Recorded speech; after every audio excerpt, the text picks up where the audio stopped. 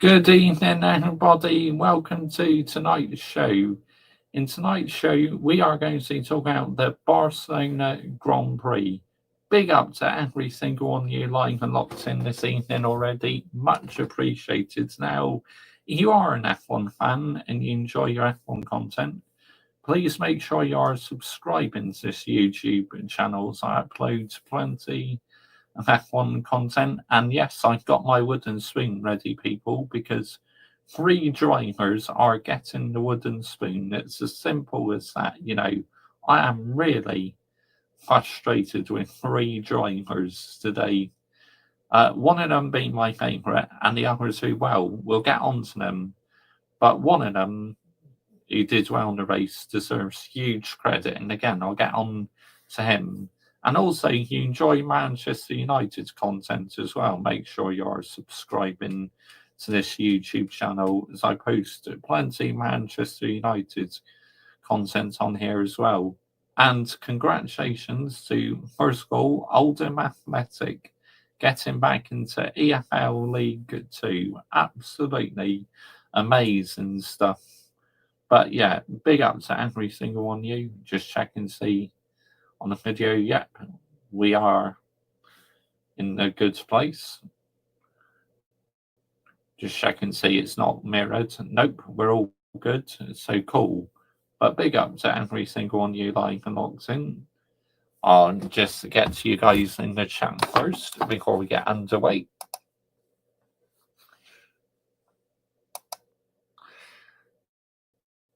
Dynamite sorting Bush. Max is a crybaby and happy for Leclerc, and we need to talk about Lewis. So embarrassing finishing behind Hulk and Sauber. Oh, don't you worry, mate. We're getting on to him. Happy Leclerc got on the podium for Ferrari. Yeah, I'm really happy about that. 2 wooden spoons to Max Verstappen. Surely, what the fuck was that? If he continues to aim like this, is he a guy that we want a Ferrari geezer? Probably not, Michael, but good evening to you. Big up. Hulkenberg Minerals class performance state. Oh, yeah, we'll get on to him as well. Big up to you, Liam's channel. Good evening, mate. How are you? Yeah, I'm very well, thank you. I hope you're well. I hope your day's gone good. So, right. Now, if you do like your non-league content and the EFL content, make sure you are subscribing to my football channel. Link is in the description and pinned on top of the live chat, and in the description to this video is my channel membership. Yes, I have a level 1 and level 2 membership. So if anyone wishes to become a YouTube channel member today and help fund our YouTube channel, then you find all the information pinned on top in the live chat.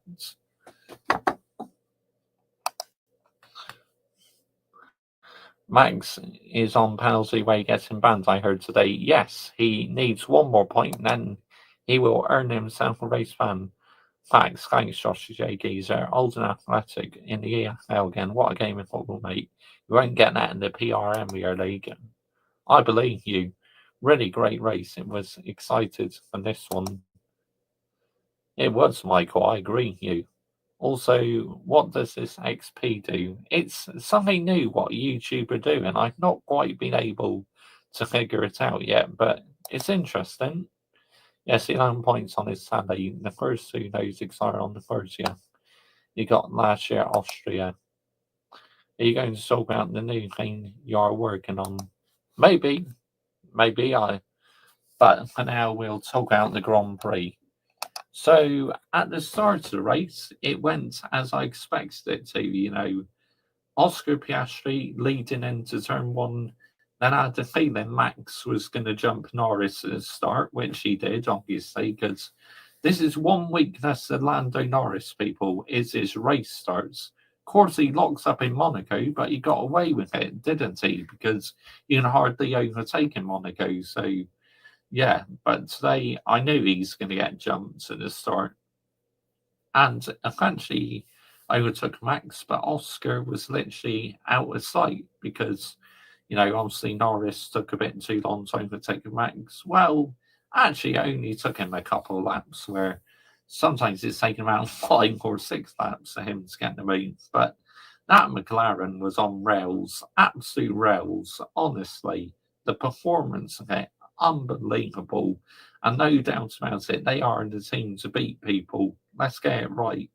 Let's absolutely get it right here. But, you know, I mean, Oscar Piastri, to me, he had it under control, absolutely superb.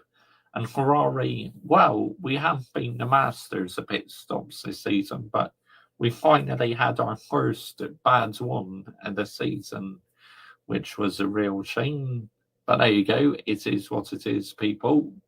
So, yeah, I mean, but Lewis Hamilton, oh my goodness me. I mean, how embarrassing being told by Ferrari to let your teammate through, Charles Leclerc. I mean, an elite driver like Lewis Hamilton, how do you think he must have been feeling? But in hindsight, it was the correct decision because Leclerc was much more comfortable in the car and Lewis Hamilton was struggling. And for Lewis Hamilton to get beaten by Nico Hulkenberg in the Sauber, wooden spoon for you, Lewis Hamilton. Honestly, I am absolutely annoyed at you for that.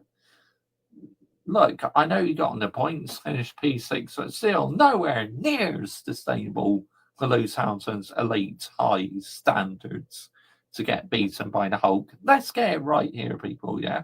Let's absolutely get the narrative right. And another one what needs a wooden spoon as well. 63, wooden spoon for you. Literally, kamikaze dive bomb into Max.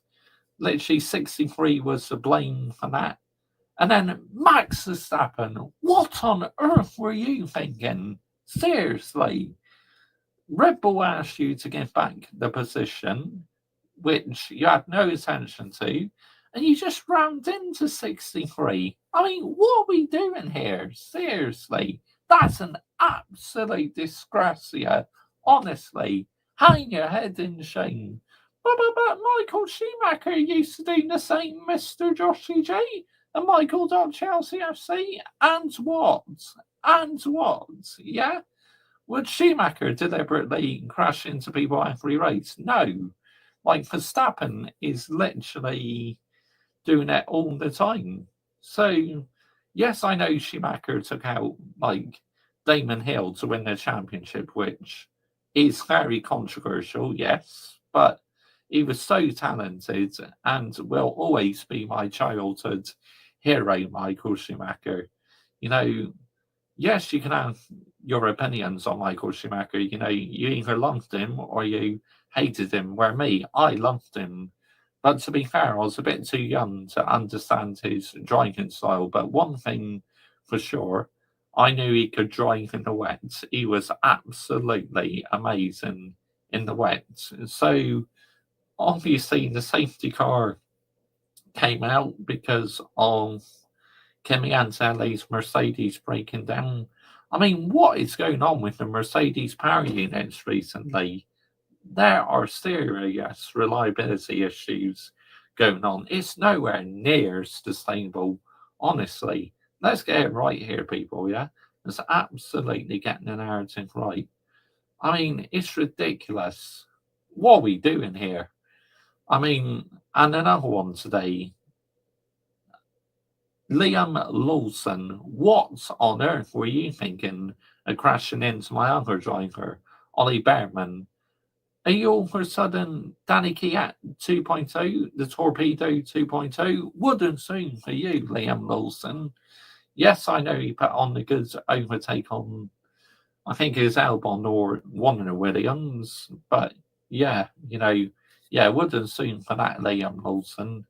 That could have ended Ollie Behrman's race. But Ollie Behrman, fantastic reactions, avoided a nasty crash. I mean, let's get it right. But, a horrible weekend for Williams. My subscriber, Michael, who is a Williams fan, he's got to be a bit worried because, I hope Williams are not going to go back to how they were last season and that. I really do because the way they started this season, they've been a breath of fresh air. I mean, let's get it right here, people. Yeah, let's absolutely get the narrative right. But yeah, Kimi Antonelli, real unfortunate, Obviously, Kimi Antonelli is my third driver. I put him in as my third favourite because I think for an 18-year-old, he is so talented, honestly. And if Mercedes have the best car in 2026 with these new regulations, I honestly believe he could be world champion. Like this year is a learning year for Kimi and Lee.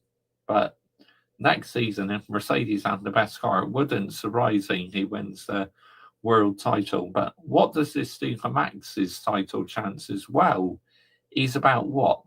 Over 40 points off Oscar Piastri now. So it's going to be a lot of work for Max Verstappen to overhaul this. Not impossible, but to me, McLaren as a team, they are more consistent than last season. Their car is absolutely unbelievable.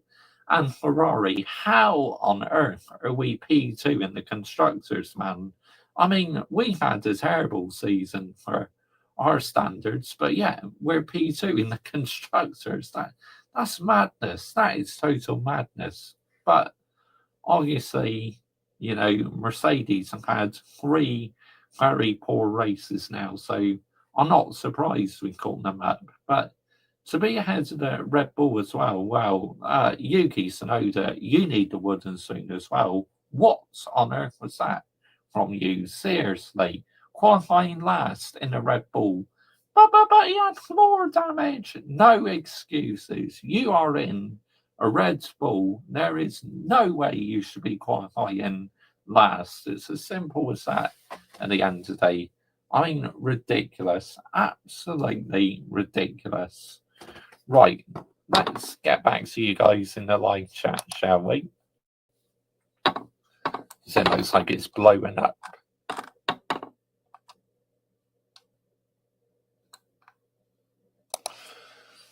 I don't see Norris winning the championship because he doesn't have mentality. The starts as well is a worry for Norris. Ferrari P2 now about nearly 200 points away from McLaren. Oh, yeah, no chance. Big up at Mr. Josh J. Chat happens with Hamilton. Yep, it did, mate. I mean, there's no way he should be getting beaten by Nico Hulkenberg. Now, no disrespect to Hulkenberg. He was absolutely amazing today. I mean, what a result for Kick Sauber. Is it the car or Hamilton? I mean, well, Leclerc looks comfortable, didn't he? So, yeah, I just don't know, Mob. But big up to you. Good evening, mate. Thank you for joining me this evening, mate. Micheal.ChelseaFC, not seen Hamilton's post-race interview yet. Not had the chance. No, I haven't watched it yet. And Micheal.ChelseaFC, he was sulking for sure. Like the new thumbnail. Thank you. Thank you, Daylight 14. Ferrari now second in the Constructors' Championship now. I mean, I don't know how, but there you go. Let's get it right here, people. Yeah, let's absolutely get the narrative right. Wish I could get a quid every time you said that. We'll soon be millionaire. What was wrong with Lewis's car or him? Nothing controversial about it for me, Joshua J. Geezer. You do everything to win the championship title, and Damon Hill won later 1996 anyway. The fella needs to get that chip off his shoulders. Lewis, I'm pretty sure it won't. It's me. If Lewis says something about the setup, I'll be fuming, not happy. Well, I don't know what he said, to be honest, because I've not had the chance to listen to the interview yet myself. So, yeah, we could have a listen now, because like I got my personal phone. I'm not going to screen share it, because obviously, all this copyright and stuff. So, yeah. Right. Let's have a look.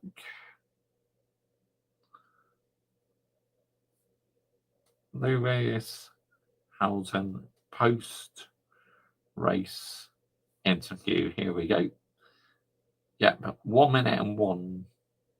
Not a very long interview, but well worth a listen.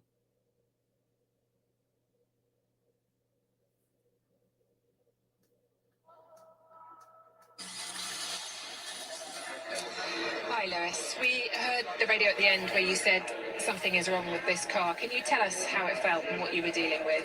Not particularly. It was just not a good day.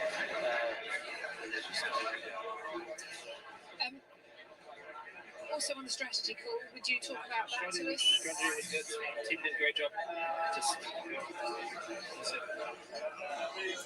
Well, at least he's giving the team credit, but you know, is he going to take accountability for himself? Let's carry on listening. I hate seeing you in this mood. It's hard to see you in this mood. I know this had a really bad day, and I've got nothing to say. I totally understand that. It was a difficult day. There's nothing else to add to it. It was terrible. There's no point explaining it. It's not your fault. I just what else to say? I do understand that. I just hope that they find answers for you. I'm sure they won't. It's probably just a mistake.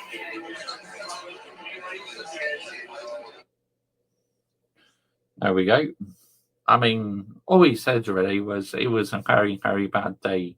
He credited to the team for the strategy, which I liked about that. But yeah, he was very critical on his performance. I mean, let's get it right.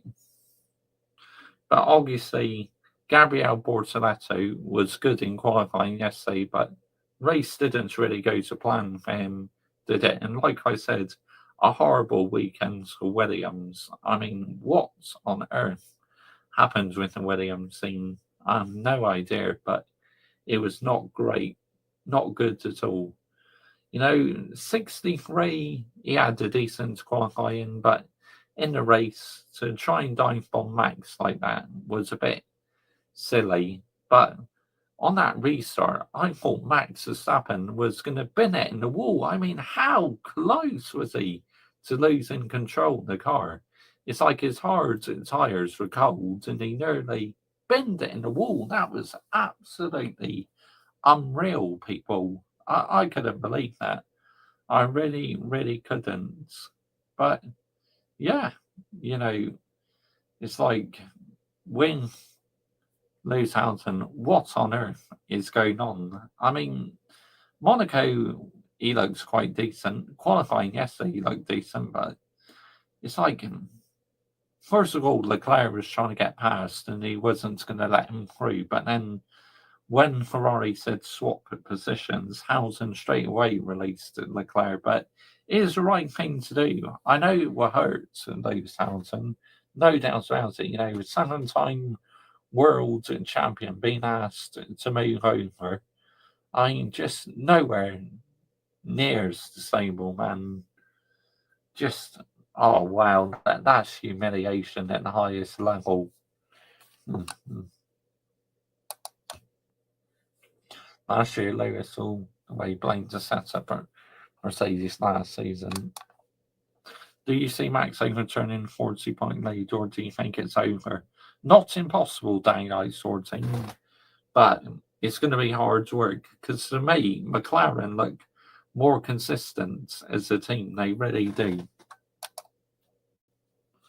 Nothing wrong with the pass. Leclerc was on the inside line. Stop whining, Max. You asked me, mate. Yeah, I mean, Ferrari did the right thing, you know, asking Lewis Hamilton to move over because Leclerc was clearly faster, and that's how Leclerc got on the podium today. And the safety car restart obviously helped as well. So, yeah, the team made the right call. They really did. But that must have hurt. I mean, for an elite driver like Lewis Hamilton, wow. I mean, I don't know what to say. You know, I'm just speechless, guys. And Micheal.ChelseaFC, he's a whiner, got everything he deserved today. Right, I am going to add the link in the live chat if my geezer wants to come on and we can talk a bit about the race. Entirely up to my geezer, but I am going to share the link. Oh, big up to you, Kai. Bosh. How's the dating life? The men. Get out here, Kai. Big up to you, mate. Good evening. Kai's just joking around to people. You know, he's the biggest wind-up merchant ever. I love Kai.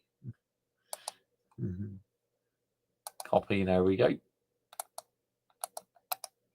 Paste. Gosh. There we go. There's a link if my geezer wants to go on. Micheal.ChelseaFC. We can talk a bit about the race. But like I said, entirely up to him. It's his decision.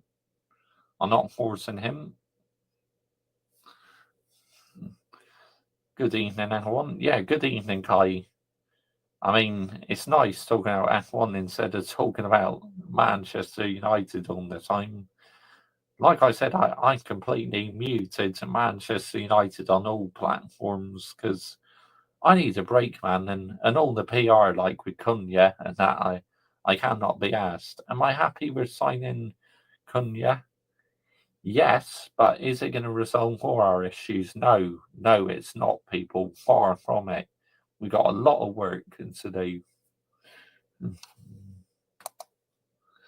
Next race is the 15th Canadian Grand Prix. Yeah, that's right, mate. Mob, you're spot on, mate. 100% spot on. That'll be interesting one, mate. I'll be there in a few minutes, geezer. Yeah, brilliant. I love talking about United. It's always the best content. Oh, don't you worry. I'll still be doing it throughout the summer, Kai. Big up at Micheal.ChelseaFC. Yep. Everyone just saying big up to each other. Albon and Sainz today were crap. Well, in general, Kai, a poor weekend to the Williams team. But yeah, Alex Albon, stinker and hooks. I mean, to damage two front wings in a race. I mean, what on earth is that all about? Splitbical stinker and hooks for Alex Albon, I'd say today. Not good enough. Really unacceptable at the highest level. Not good enough. Oh, playing my voice in the background. Get out here, man. What are we doing here? Biblical stinker and hugs.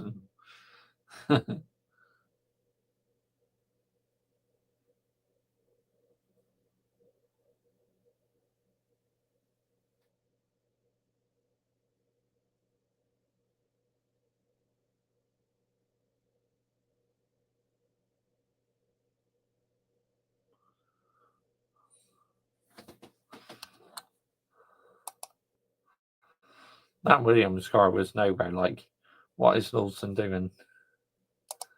Yeah, of course you can, mate. The link is in the live chat. Yeah, you can come on, Michael. Talk about the racing you want, mate. Yeah, of course you can. You're more than welcome to. Good evening, Hayden Cox. Good evening, mate. Bush. Albon's done well this season, but can't happen again. Unacceptable. I had no idea he was like incredible. I have no idea about F1, so I won't chat, mate. You're welcome to listen, mate, in the background if you wish. But yeah, you know, obviously I don't have much Manchester United news to talk about, so yeah, we're doing my other favourite sport, F1. So yeah, we're talking about that tonight. Where's the next race? Canada, mate. The Jill Filner circuit. Hang on, just in case Michael hasn't got the link. The other Michael, I'll put it in again.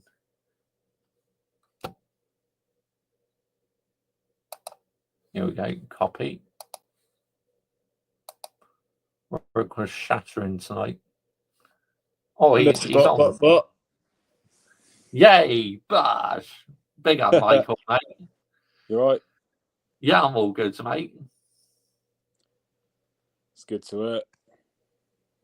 Yeah, I mean, what did you make of that race today then? I thought it was quite an enjoyable Grand Prix, to be honest. Oh, mad, especially the last, 6 laps after the safety car. It's fucking mad. Yeah. I mean, like I had a lot of intrigue, like with Max sort of going quite aggressive on the stops. I just thought, and he was like sometimes gaining 2-3 seconds on McLaren's. I was like, he's surely not going to stun them, is he? Like we're doing an extra stop, and well, he didn't quite, I guess, but he kept them very honest. It kept it very intriguing. Yeah.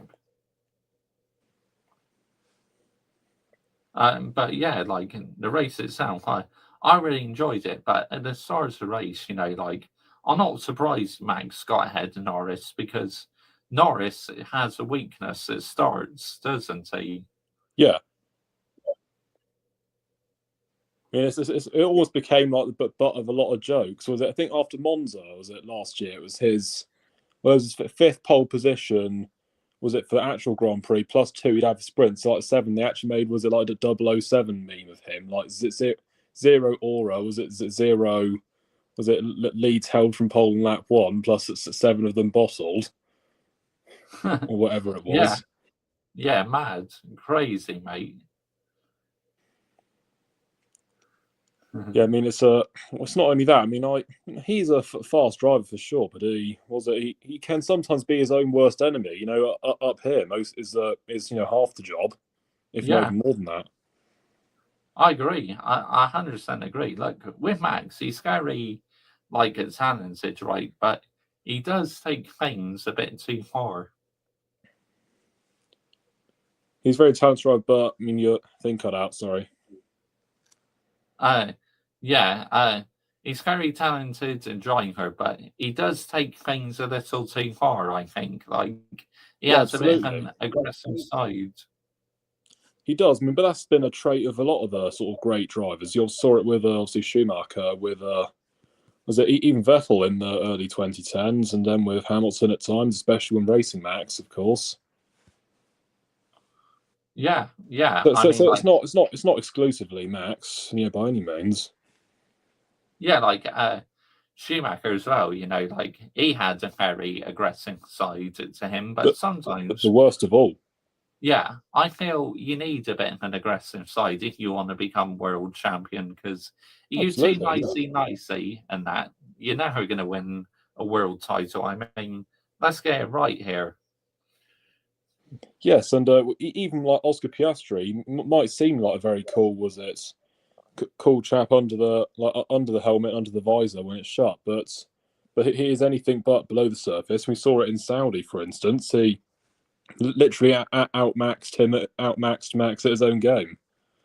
Yeah, so it turns out he's breaking late or shoving him wide. So he's even he's got that small twatty side to him as well when he needs it. Yeah, that's right. And well, it's probably what won him the race. Obviously, seeing that Max finished just 2.5 seconds behind him. Yeah.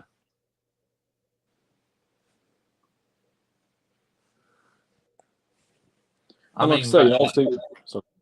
Sorry, yeah. Carry on, mate. Carry on. Like I say, a race like this, it's also something that you need for to be a world champion in case of Oscar, because obviously, Imola he had a bit of obviously ends up getting fucked a bit by the safety car and everything, why he only came third and just held on. As well as in Monaco, he was outdone by Lando and had quite a few mistakes in him as well. But this one, obviously, he was took pole when it mattered, or had the lap when it mattered yesterday for pole position. Then won the Grand Prix, kept it controlled, and that's sort of a bounce back like that, which you need as well. Yeah. I think we should add. Big up, Kai. Good evening. Hello, mate. How's it going? Hi, Kai. Yeah, I'm all good, mate. Like, right, first thing is, what is Max doing, mate? Honestly. Max. Like, sometimes I just think to myself, Max seriously thinks it's bumper cars. Like, what is he doing to George? I don't know. But, I have no idea. But yeah, Carlos Sainz and Albon have been shocking this race. 100%. I agree with you, Kai. Absolutely disgraceful performance, I think. But yeah, I mean, for Albon to damage two end plates, I mean, what is he thinking? Well, one of them we can thank Lesbian for that. Yeah.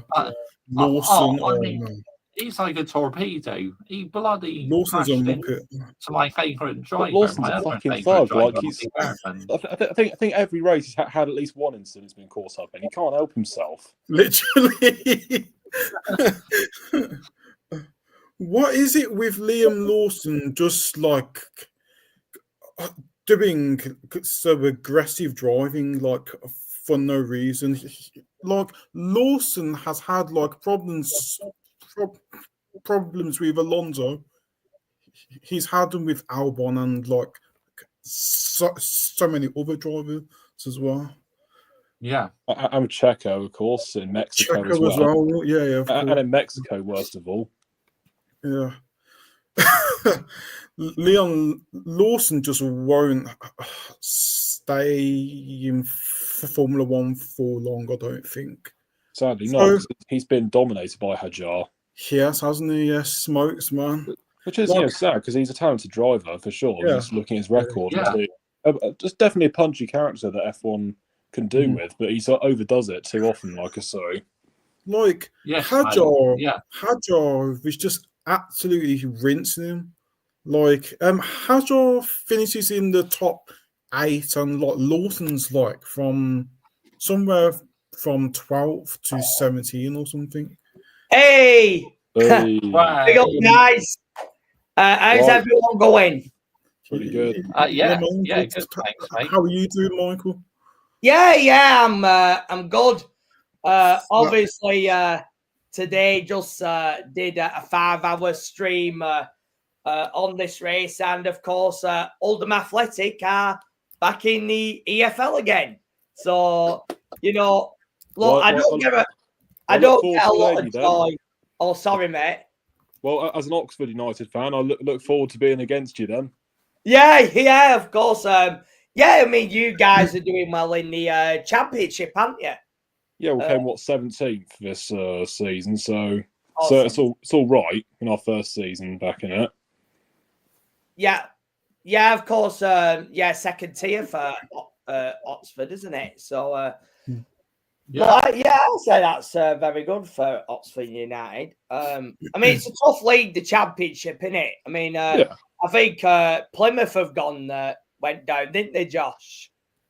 They're in League One, so they'll be back with Exeter City, having a Devon derby next season.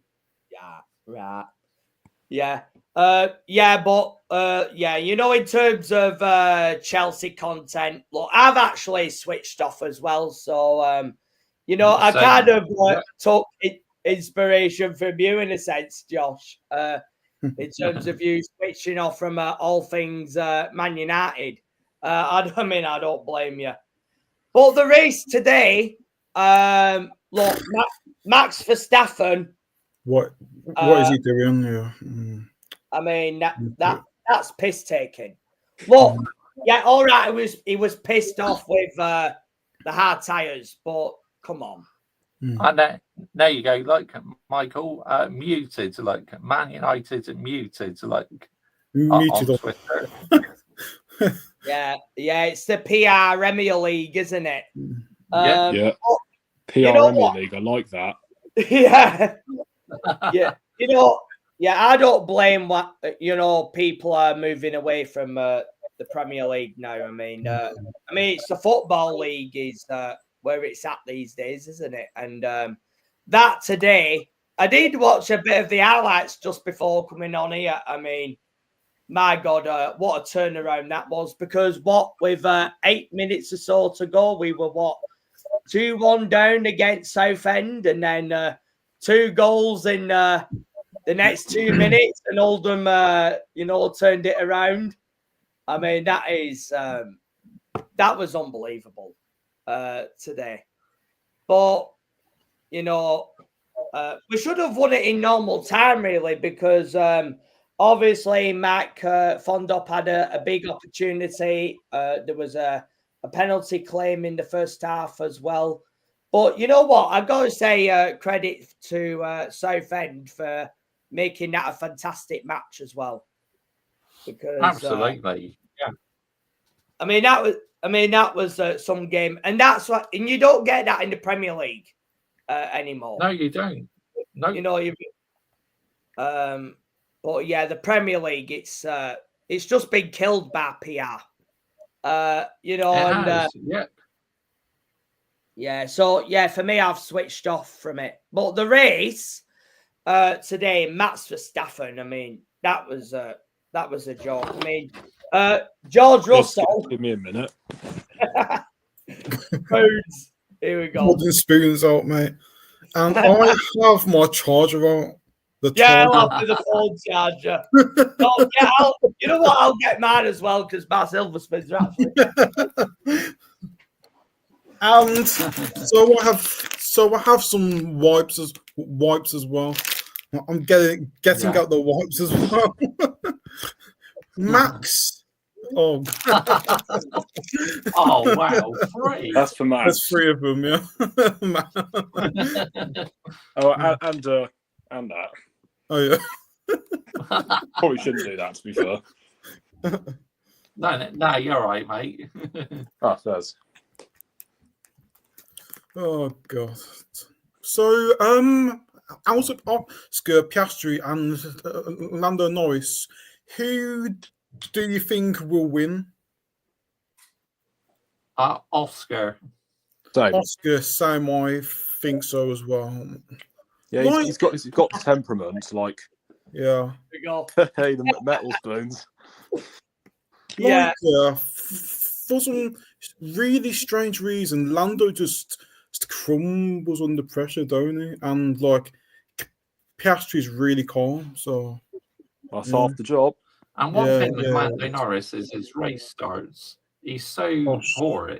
He's weak at race starts.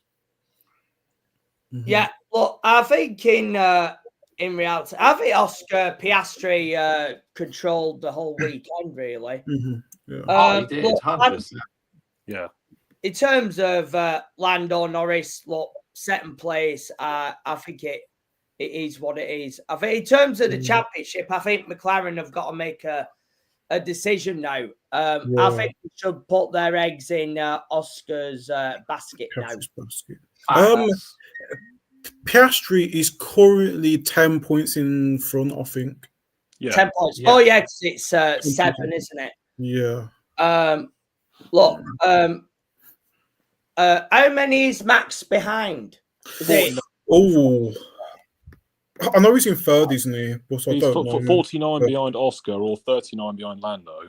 Right. Right, okay. So yeah, I think just in case, I think they've got to make a decision. So I think they've got to go with Oscar Piastri. You go with the driver who's leading the championship. So, for me, it's a no-brainer.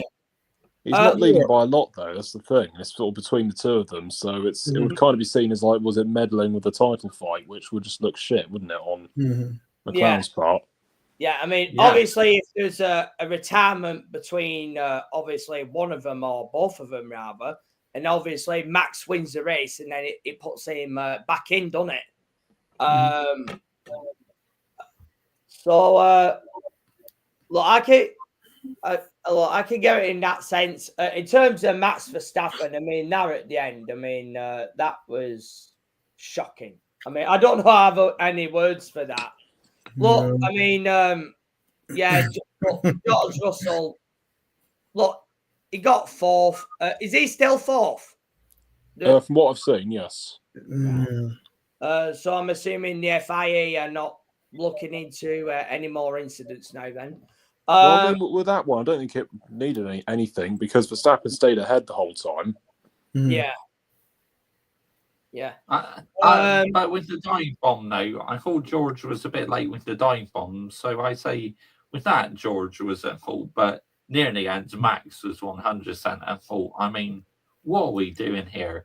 Not to say George should have done it, but because Max stayed ahead, like by going through the escape road, I wouldn't say there was much in that in terms of a penalty. Yeah, didn't they have an incident between these two last year as well? I'm sure there was something back then as well. I'm not sure which race it was. Qatar, wasn't it? Yeah, Yeah, quality. Qatar. yeah, I think there was something back then as well. I mean, this is the second one in 2 weeks in George Russell's case. But the one last week was, bloody ridiculous, wasn't Yeah. it? But yeah, look, this week, look, he got a result. He did all right. I think the Mercedes is where it is at the moment. Antonelli, yeah, I think he just had an engine failure. It's too inconsistent, though.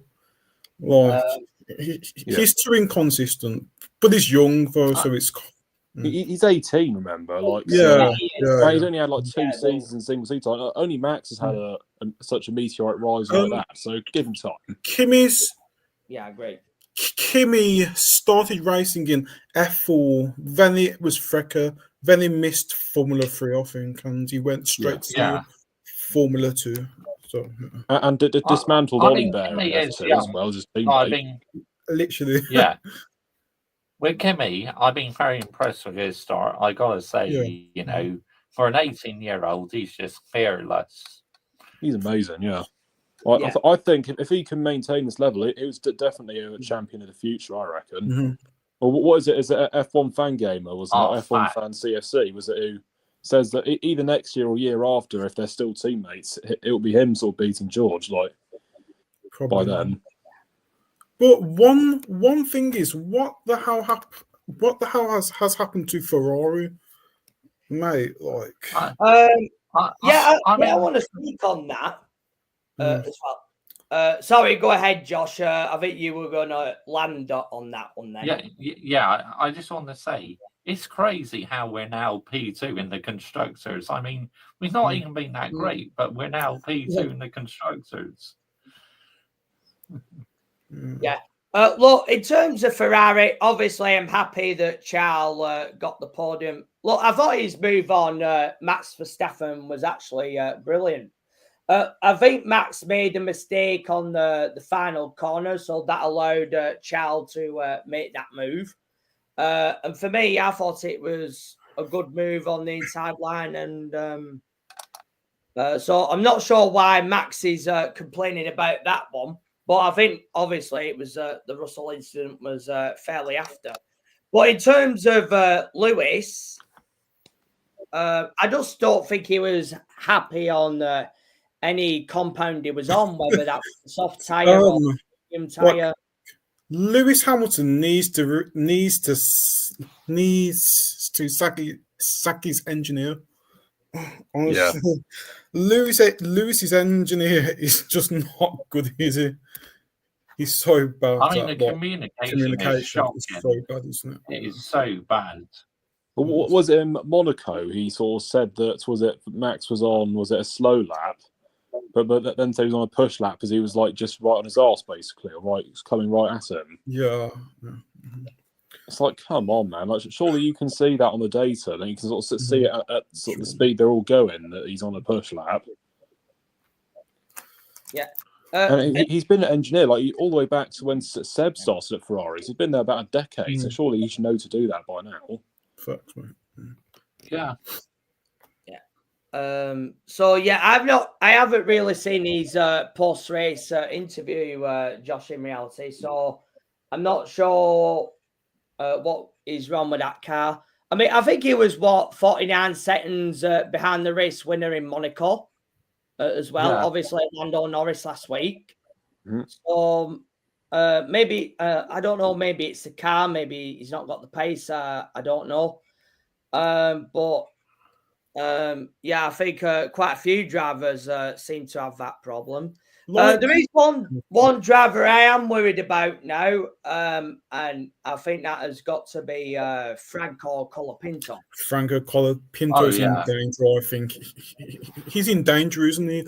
Like, when he first raced for Williams, like, Franco was straight on the pace, but now Franco's that's Alpine, and he's not really doing good, is he? So in his first race, I think he finished in 15th, maybe. I might be wrong. What, Then with Williams or Alpine? no, Franco finished 15th with Alpine, I believe it was in his first row. I'd need to check, but yeah. Also, I might be wrong, but yeah, Franco Colapinto is definitely in some serious danger. Yeah. So Franco doesn't do well in Canada and some of the following races, do you think he will get dropped or not? Maybe. It is Flavio. Maybe. Flavio Briatore. Yeah, Well, I it think is, the team's allowed 4 drivers a season. Oh, really? Oh, right. There's a limit of 4. So I reckon, because he's another one of theirs, I reckon maybe Mick Schumacher they could maybe try. That is a good shout, to be fair. I wouldn't mind that, to be honest. So if Franco gets dropped, I think it's going to be either Mick Schumacher or Paul Aron as well. Yeah. Paul Aron is a really good driver, but in Formula 2, he was so unlucky. But he finished in third, I believe, in his season. But Franco seriously needs to land it. Yeah. It's not exactly good for Alpine to be, rotating drivers. Amen to that in the chat. Carlos Sainz. Yeah, like as Williams guy, because I live, just down the road from them pretty much. Like, I was really excited to have him on our team, given like Ferrari got rid of him for Lewis, and he's been fucking wanked this season so far. You know what though? Carlos Sainz hasn't even been that bad, Like he's had a couple of good races, but he's been pretty wank. Williams keep on screwing up his freaking race, pitting him too early, too late. Yeah. Yeah, I think Carlos Sainz has had a couple of points here and there, but there have been some races where he's not been in tune with the car in a sense. I think Esteban Ocon is actually ahead of him in the championship standings, and I think he is. Even Hulkenberg is in 11th. He's in 10th, isn't he? Esteban Ocon is in 10th place. Albon is in 8th, I believe. Yes. But he's in 9th. He's in 9th though. He's 9th. 9th. I'm just trying to. Hajar is in. Hajar, yes. Hajar's in 9th place. That is mental, right? Like amazing. Isaac Hajar has always been quick, right? But Hajar doing so well in Formula 1 is so unexpected. Like, yeah, I thought he'd be like. He is so quick. Hajar's rapid. He is. Mm-hmm. You know what I've got to say in terms of Hajar, though? I think he should stay where he is, because I get the feeling in the near future we're going to have rumours about him going in a Red Bull, and I don't think that's wise for his development at this Definitely point. not. I really don't. Absolutely not. It's like round and round we go. Never-ending story at Red Bull. This is another time for it. It's Red Bull Racing. Yeah. Well, I only have 3. If I had like a dozen of them, I'd get them all out for Red Bull. Like for Hajar's own sake, he needs to ditch it. Like Isaac Hajar should go to an Audi or something like that. Whilst he's at his current team, he's going to stay there for seasons and he won't really progress. But if he goes to Red Bull, he's absolutely destined to fail. He's destined. Red Bull might as well retire their second seat and have Max do it alone. Call it Red Bull Max Racing or something. Effectively. What is it? Verstappen GP. Like, so many drivers has failed at Red Bull, like Pierre, Albon, there's Yuki, there's Lawson. Lawson only lasted two 2 races, finishing in 20th place. Yeah, here to stay. I'll be gone by May. By May, yeah, more like March. Literally.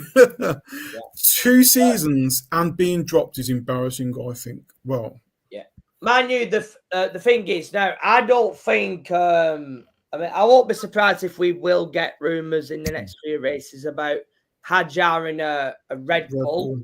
But that will be, I think, the worst thing for him. Definitely. But it's like what I've said in my streams. Look, Yuki Tsunoda is going to be at Aston Martin next year, right? Obviously, they've got the Honda engine, and obviously, at the end of the day, Yuki Tsunoda is a Honda driver, so naturally, he's going to be going to, Aston Martin. I've got to say, obviously, Fernando Alonso getting in the points finally. Look, I know he had a little bit of a moment earlier in the race, but in the end, he got in the points and he's got it home, hasn't he? So, fair play to Fernando in terms of that. But special shout out to Nico Hulkenberg. Yeah, absolutely. Yeah. What a Man race of the that day. was. Like putting a Kicks Albert in 5th. Wow. Yeah. Literally. Yeah, he is. Hulkenberg is absolutely landing it. Yeah, he can certainly perform, on certain days. Mm-hmm. It's like he's very under the radar. It's like he just sneaks up the order. It's like, well, how's he done that? Like getting to 6th on the track, which was 5th. Like Hulkenberg has never been mentioned for a top team, which is baffling to me. Yeah, scandalous. Yeah, literally. Yeah, I am surprised. I thought, maybe a McLaren or maybe Ferrari would have looked at him at some point. But well, I think Mercedes actually sort of had him as their second choice after Hamilton in 2013. Oh yes. Yeah, they did. Yeah.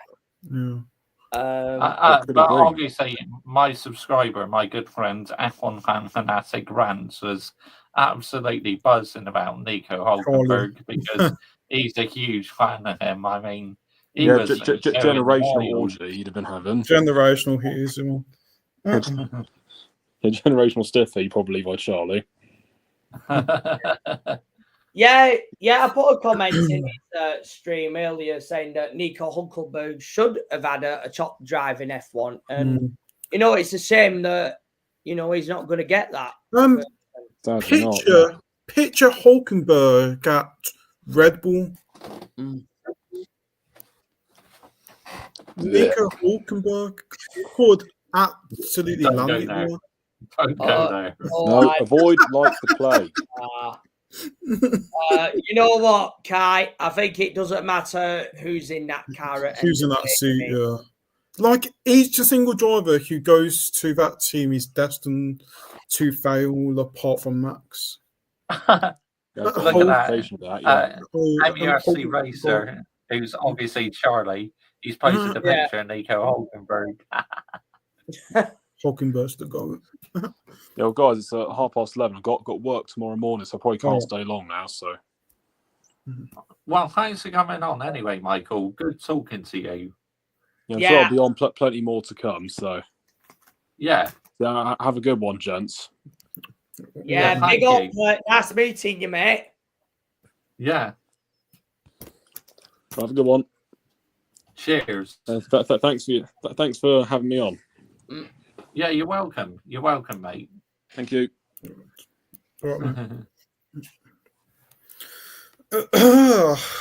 But yeah, Lando Norris needs to seriously step up his game. How are you letting Piastri, who is a third season driver, absolutely spank you? Well, I think the thing is with Lando Norris, a lot of people like him. He's fairly popular on the grading board. I just don't think he has that, let's say, that extra mile, say, that good old killer instinct in him, rather. No, No, if it was like, let's say, Obviously, I like Lando. yeah. Yeah, You know, sorry, if it was mate, like, I was let's just say suggesting- football. Sorry, Josh. Yeah, sorry, Michael. I'm just talking about Lando Norris. Obviously, I like him, Michael, because he's a Somerset lad, and that's where I come from. Oh, right. Somerset, obviously, so he's a local one. Right. Well, yeah, look, he's all right. I mean, in terms of any of the current drivers on the grid, I don't really have, anything against him. Look, I have my piece about Max Verstappen and Lance Stroll. Can't stand him. You know that. I mean, you guys know that. Yeah. But look, Lando Norris, I just don't think he, like I said, he doesn't have that killer instinct. If it was football, yeah. I say he's a bit like, let's say, Arsenal, for example. Yeah. You know, a lot of people like and popular and all that stuff, but they just don't have what it takes. You know, let's say they don't have the minerals. But so Max is on 11 penalty points right now. Mm-hmm. So if he gains an extra point, who do you think will drive if he gets banned? Well, I think it's obvious that Yuki Tsunoda, if he's still there, will be in the other Red Bull, and then maybe Isaac Hadjar for one race or something. Valtteri Bottas. He's in the Mercedes. He's the Mercedes reserves driver. Yeah. It'd probably be Isaac Hadjar. Probably would be. Yeah. Mm-hmm.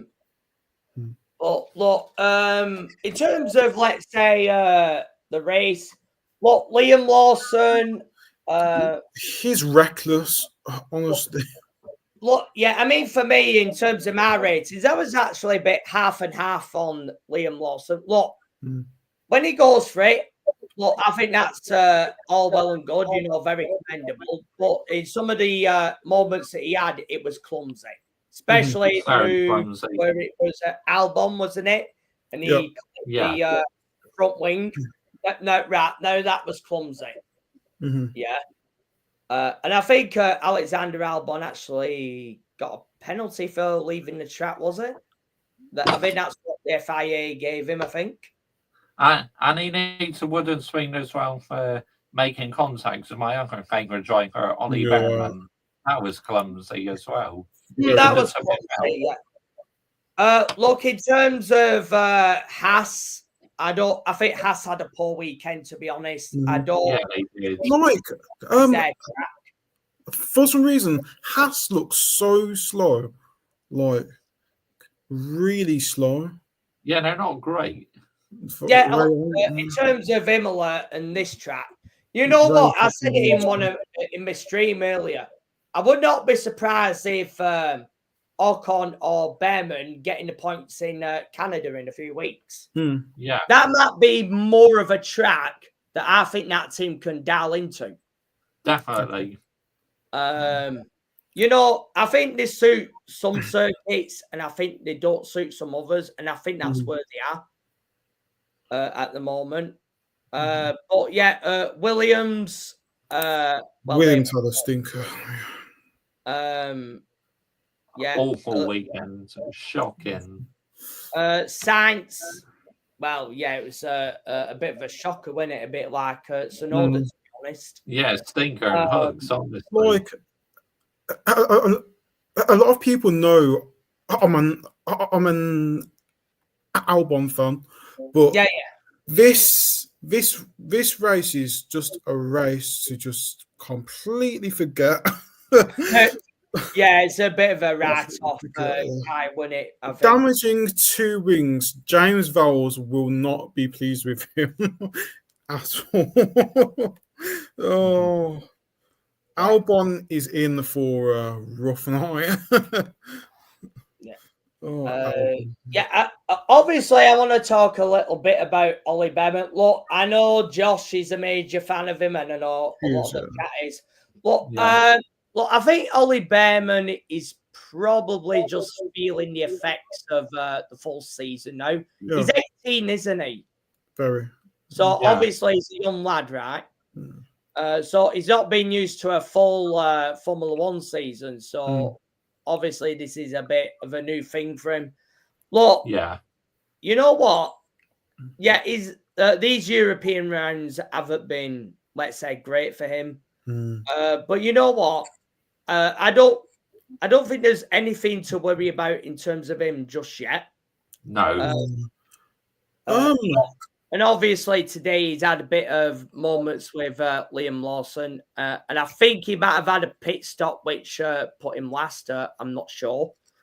But look, Ollie Behrman is a young lad, and I think in the next race, I won't be surprised if he gets 9th or 10th or something like that in Montreal. I think it's like I said, I think it's more the car. They can't dial into some circuits, and I think they're going to be better at others. And I think that's where Haas are at the moment. Yeah, that's a good point. Really good point. And so in terms of like Duran, so I think that Duran has shown a lot more promise than Franco has. I agree. Yeah, slightly, but I can like. I mean, not great though, Kai. I mean, let's admit it, mate. But he had one good race, I think, a while back. Yeah. Do you know what? So in terms of Alpine, so I think they should have gave like Jack a whole season. So if he wasn't good enough, sack him. It's pretty simple as that. But I don't think it's fair with Duran getting sacked after 5 to 6 races. It's not fair, is it? Like, I don't. Rookies are expected to perform straight away, but it doesn't really. Yeah. I think in terms of Alpine, obviously they did have a poor start to the season, but it does seem that Gasly, obviously Gasly got a good result today, considering he had an absolute stinker in Monaco a week earlier. Shocking. Yeah. I mean, I don't know if you notice my ratings on that one, Josh. I mean, quite a few got 0 in that one. But look, he did well today. He did well today, fair play. He got some points and, well done to him. Look, I don't think they can't keep changing drivers after every 5 races or so. I don't think it's good for the team. Literally. You'll get nowhere. You'll get absolutely nowhere. Yeah, this is the thing. I do wonder if they should go and contact Mercedes for Valtteri Bottas. I do wonder. Maybe they need someone more stable. That is a shot, mate.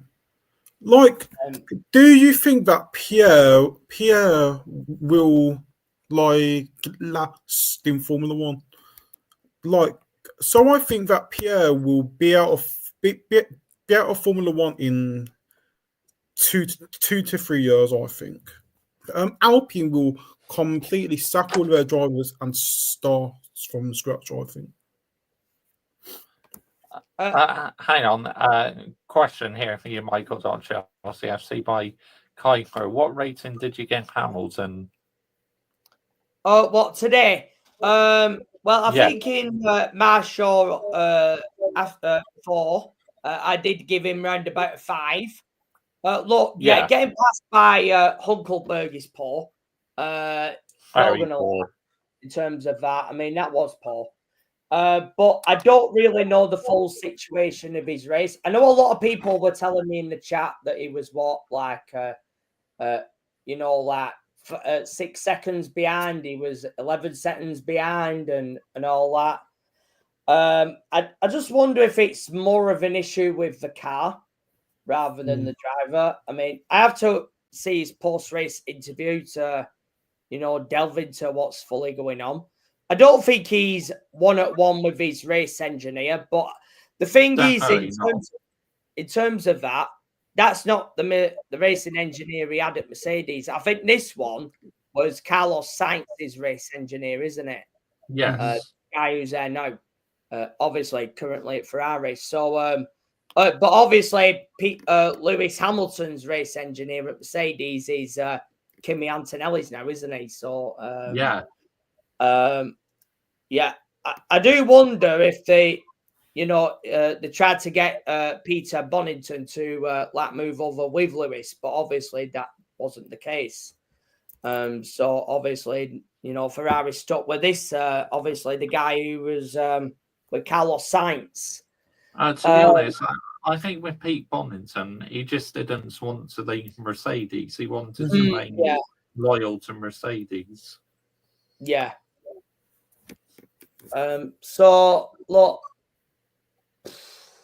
God, and Lewis wasn't particularly happy on any of the tires he was on during the race. That was another factor as well. But the fact he was 49 seconds behind Lando Norris last weekend, shocking. and then the struggles of this weekend, I don't think all is well there. Really. No. So I think maybe there needs to be a bit of a reset before going into Canada. Ferrari should have not. Ferrari should have not gotten rid of Sainz, but it's Lewis, isn't it? So you have to give him a shot. I mean, look, Kai, he's a 7-time world champion, and we're on a barren spell. We're trying to win like a constructor's title or a driver's title because we've not won anything for 17 years, which for a team like Ferrari is totally unacceptable. Literally. So in terms of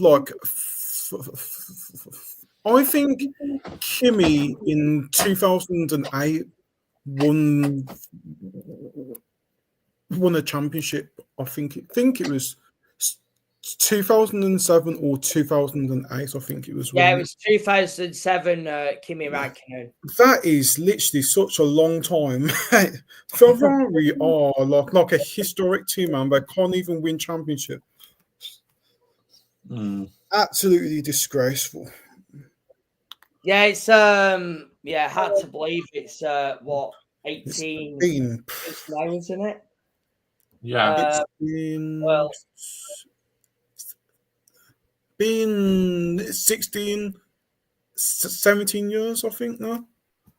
Yeah. I think it might be that. Which yeah, is shocking. Yeah, and obviously we came close in 08 with Felipe Massa, of course. Oh my God, Felipe Massa was robbed. Honestly, I couldn't believe it. Honestly, Kai. Same here, mate. Do you know Will F1 S5? If he was here, would be saying Ferrari should not have replaced Carlos Sainz. Well, obviously he's on F1 Fanatic Ranch channel a lot, he is, and sometimes he's on mine as well.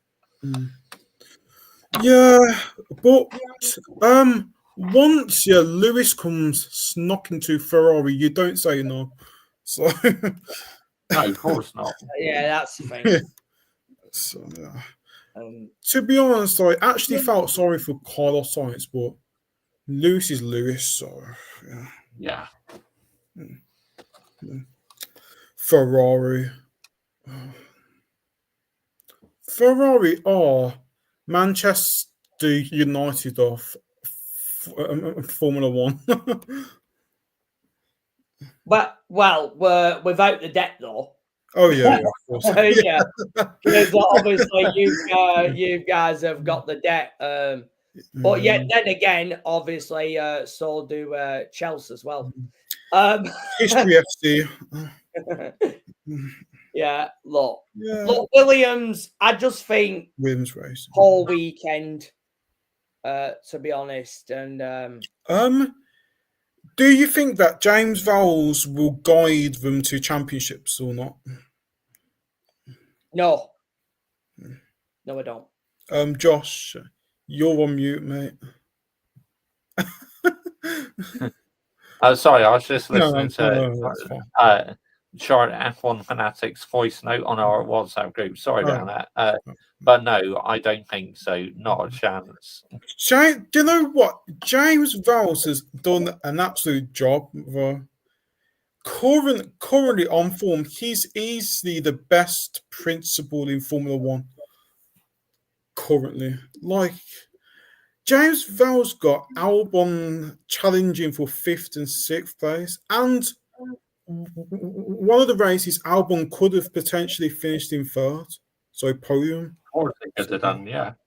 Oh, Yeah. so as soon as Charles and Albon battled, I was shaking, man. I was screaming to Albon, "Send it, send it!" Oh, but knowing Albon, he absolutely bottled it. But oh well. Look, yeah, look, Albon will be in Formula One for quite a while yet, For a and while, yeah. same as Gasly as well. I think This they'll be in is that one for a while. this is Albon's 6th or 7th season. Yeah, It's 6th, I think. I think so, Yeah. Guy. Yeah. Albon will be in Formula One and have a career of 10 years, maybe. Yeah. Yeah. Like so in terms of like Williams Academy, like Williams have Lucas Browning. I think it's Luke Browning, who is 3rd in the F2 Championship. He's doing good, and they signed Victor Martins, which I don't understand in the slightest. Yeah, I think he came from F3, didn't he? Victor Martins. Alpine as well. Victor lasted 2 seasons in F3. Then this is his third. This is his 3rd season of Formula 2. And Victor Martins actually started karting really late. I think he's 24 now. Is he? Yeah, like Victor Martins has said in quotes, his aim is to make Formula One. No chance, mate. Sorry, but that ain't happening. Yeah, 24 does seem a little bit late in terms of Formula One these days. Yeah, it does. Like Nick came into Formula One at 28, which is amazing. Nick lasted 3 seasons in F2, then he went off to Formula E, right? Yeah, I think Nick De Vries was better in Formula E, and that's the only reason why he came to Formula One is because he got a Formula E championship. Yeah. Well, I mean, for Formula E these days, it's another home for Formula One drivers, isn't it? Rejects. Rejects, like the retirement home. So I can name so many Formula 2 and former Formula 1 drivers. So Tictum, there is Jean-Eric Verne, I think. Yeah, Jean-Eric. Jake Bernard. There's like loads of Formula 2 rejects, which is a shame. Yeah. Say.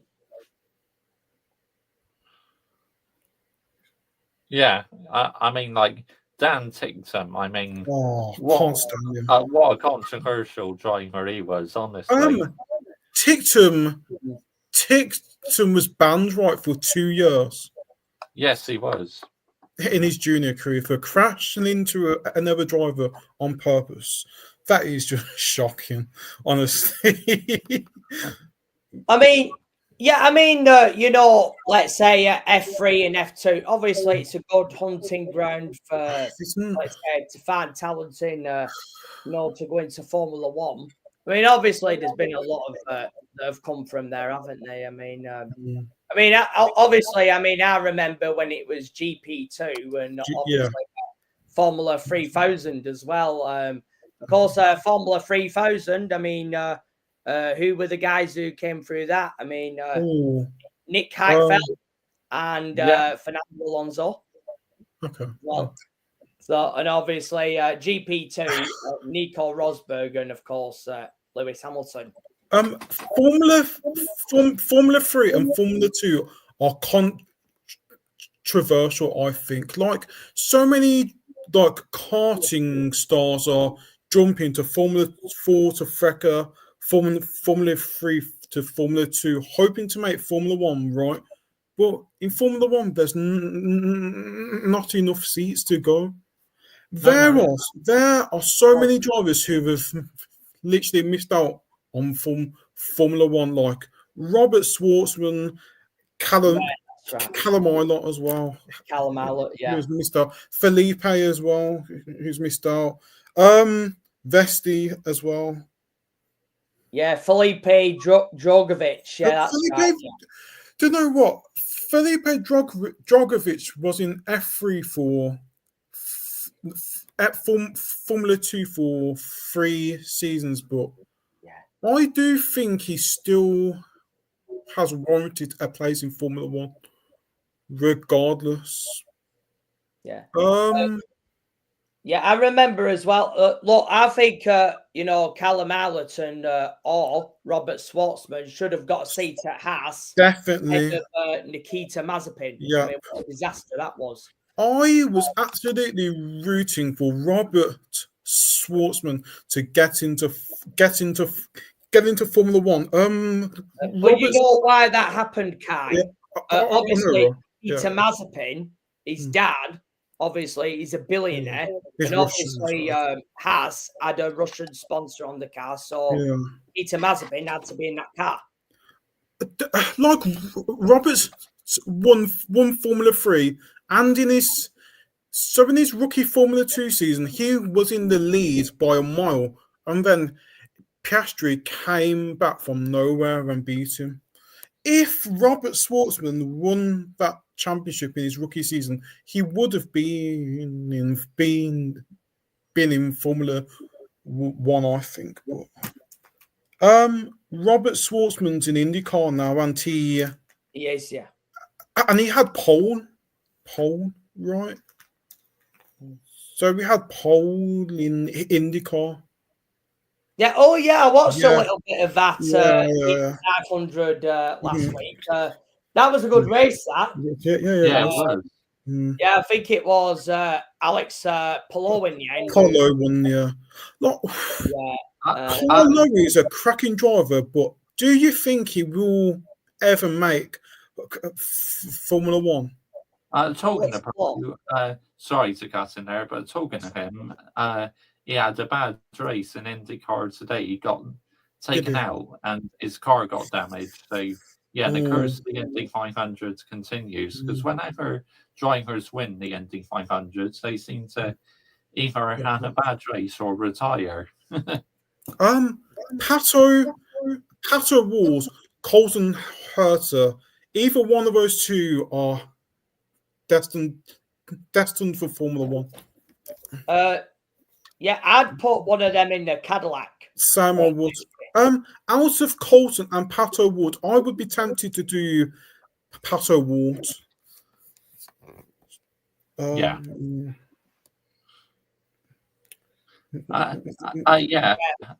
Kuiper's just said that we forgot to mention Théo Pourchaire. He's another one who was in MC for quite a long time. Théo did 3 years in Formula 2, but he should have really done 2. Yeah.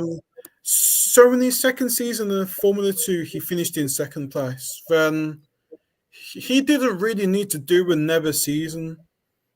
I know he won his 3rd season, but it wasn't really. But you see, Kai, I was actually screaming out for him to get promoted. Be given Sam a was chance as well. because He won an So- F2 title, but now they're finally doing it. You know, it looks like F1 they're finally giving the younger generation a chance. chance. It Yeah. does, yeah. There were just so many drivers who have missed out on Formula One, which is unbelievable, mate. Like, Oh, look who it is. Joe Go Kimby, go McLaren. yeah, Cadillac is going to be interesting in terms of drivers. So I think it's going to be Perez. He's Perez and American driver, maybe. Joe Kimby, what's your favourite teams? Mine is Ferrari. Micheal.ChelseaFC is Ferrari, and Kai is Williams. Yeah, because of Albon, isn't it? So because of Albon, and I follow him. Yeah. Yeah, I mean, for me, I think in terms of Cadillac, I think it should be Sergio Perez Yeah. and oh, it's a tough one, isn't it? Pato Award. Pato Award, I really want him to be in Formula One. But it's slim though, isn't it? Yeah. Is Pato Award Mexican? Yeah. He's Mexican, so I think an American driver, they'll go with Colton Herta. Pato Award is Colton Herta. I don't think he's got enough points on the license or something. Like, let's be honest. Is Colton Herta special? No, he's not. Yeah. I remember his dad was Brian Herta, and of course, Brian Herta was in IndyCars, which I remember well.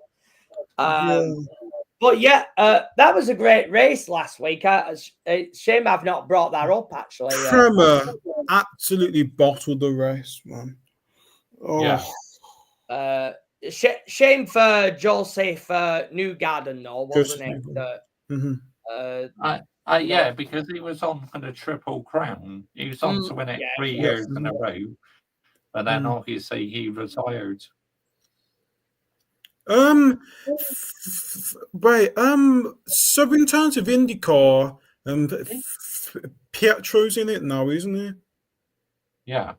Pietro's in IndyCar for a team called Dalton or something, something like that.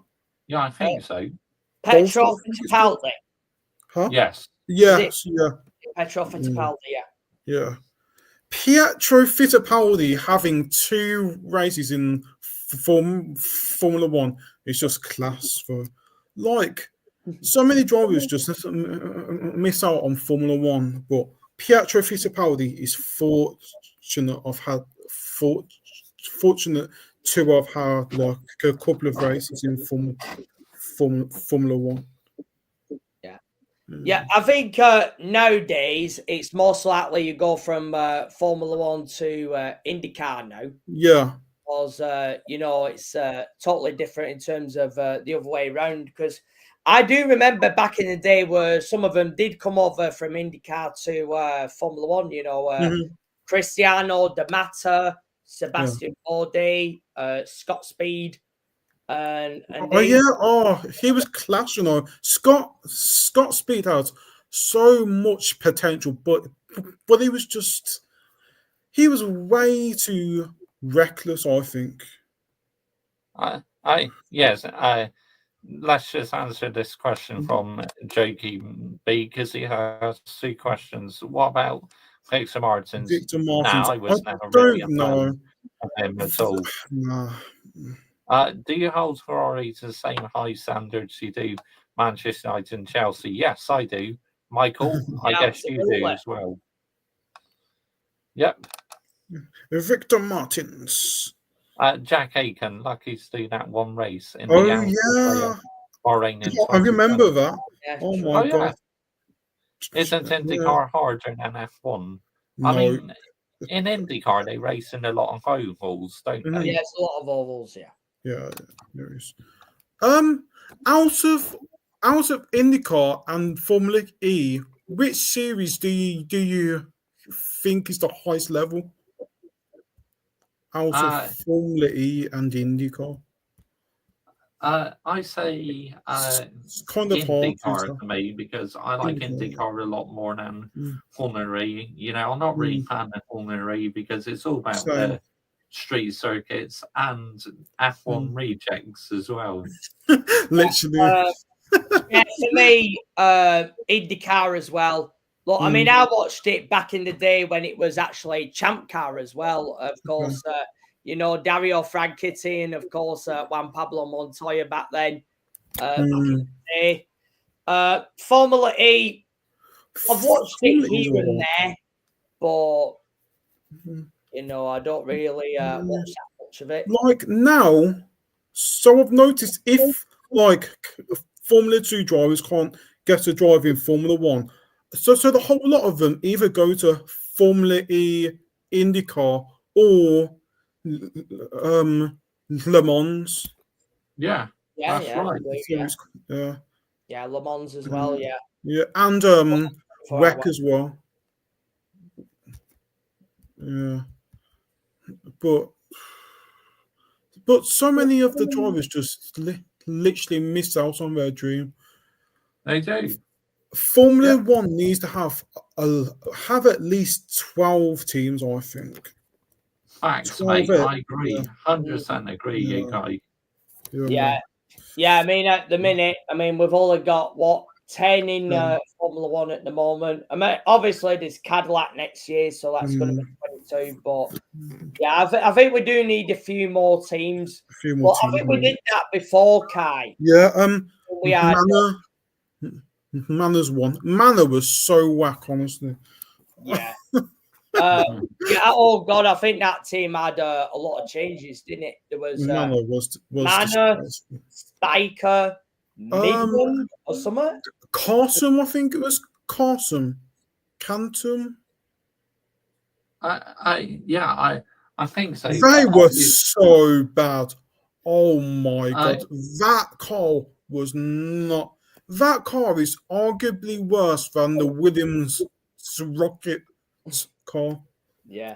Caterham as well. Caterham, that car in green was shocking. Yeah, that was Tony Fernandez, wasn't it? Didn't he own QPR or something? Yeah. Something like that. Pascal Wehrlein isn't a Formula 1 reject. MUFC race made a rant on Maria Eriksson's when he heard Pascal was dropped over Ericsson in 2018, and he's in Formula E. Yeah, Pascal. He's in IndyCar. Pascal races for Pesky, I think. No, it doesn't. Pascal Wehrlein races for which team in Formula E again? DS Pesky? I think he was part of Mercedes for a long time when he passed. He was, yeah. Yeah. And Stoffels in Formula E as well. Stoffel Vandal races for Pesky. Yeah. Stoffel Van Dorn, yeah. Oh, I remember. He's controversial, I think. Yeah. So I think he should have been given more time, well, personally. Yeah. Oh, God, I've just seen the F3 now. I've just seen some familiar names here. Charlie Wirtz, of course, Alexander Wirtz, the driver from the 90s. I remember him well. Yeah. Badoer as well. Of course, Luca Badoer, of course. Joshy J, as you know, he was obviously a Ferrari test driver for a very long time, of course. But yeah, look, it is, you know, it's difficult to get into Formula 1, isn't it? I mean, you've just seen on the F3 now, there's about 30 drivers. Literally, yeah. Like, so in terms of Formula 3, per team, there's 3 drivers in each team, I believe, right? Yeah. Like, so many so many drivers in Formula E are basically copying Paul Seleto's route. So in terms of Paul Seleto, he raced for Trident first in Formula 3, then he went to Formula 2 and he raced for him. He raced for Invicta Racing, but now there are so many drivers in Formula 3 who are copying his route. There's a driver in Formula 2 called Leonardo Fanucci. He raced in Formula 3 for Trident as well. So drivers who have the P's race like for the proper good like teams, I think. Yeah. But so I think in terms of Formula 2, so the up and coming drivers are Luke Browning, there's Yeah, I've heard of it, Dune yeah. as well, or Dune is an absolute muppet in Formula 2. Yeah. Like he has crashed into Victor Martins like once, I think, but he's reckless as hell, man. Oh, Monaco, that was absolutely ridiculous. What insanity that was, mate. What on earth what is he doing? Like, I don't really get it, but yeah, not sustainable, mate. yeah. Keitha has said Callum Arnott and Robert Schwartzman should have been in Formula 1. Facts. Yeah. Callum Arnott should have went to Sauber, then Robert Schwartzman should have went to Haas. I agree. Keitha is pathetic. But Dune in Formula 2 is leading the championship, I believe. But he's absolutely reckless, man. He's had like 10-second penalties. He's had so many crashes, man. Yeah, I mean it's hard to get into Formula 1. You know, like Formula 1 is all about money now. It's politics. There are drivers in Formula 1 who don't really deserve to be there. We all know, like Stroll. Piastri, what do you make of Piastri? Yeah, I like the guy. You know, I think he's going to be world champion at the end of the season. Yeah. Guys, Josh and Michael, what's your thoughts on Bortoleto? I've been impressed with his start, but the Kick Sauber car is absolutely abysmal. I mean, let's get it right. So he's a really good driver, but being in Sauber as a rookie, it's nowhere for a rookie to thrive. No. Gabriel Bortoleto is a back-to-back Formula 3, Formula 2 champ, and he's in a Sauber.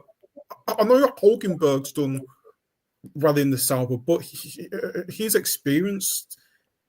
Has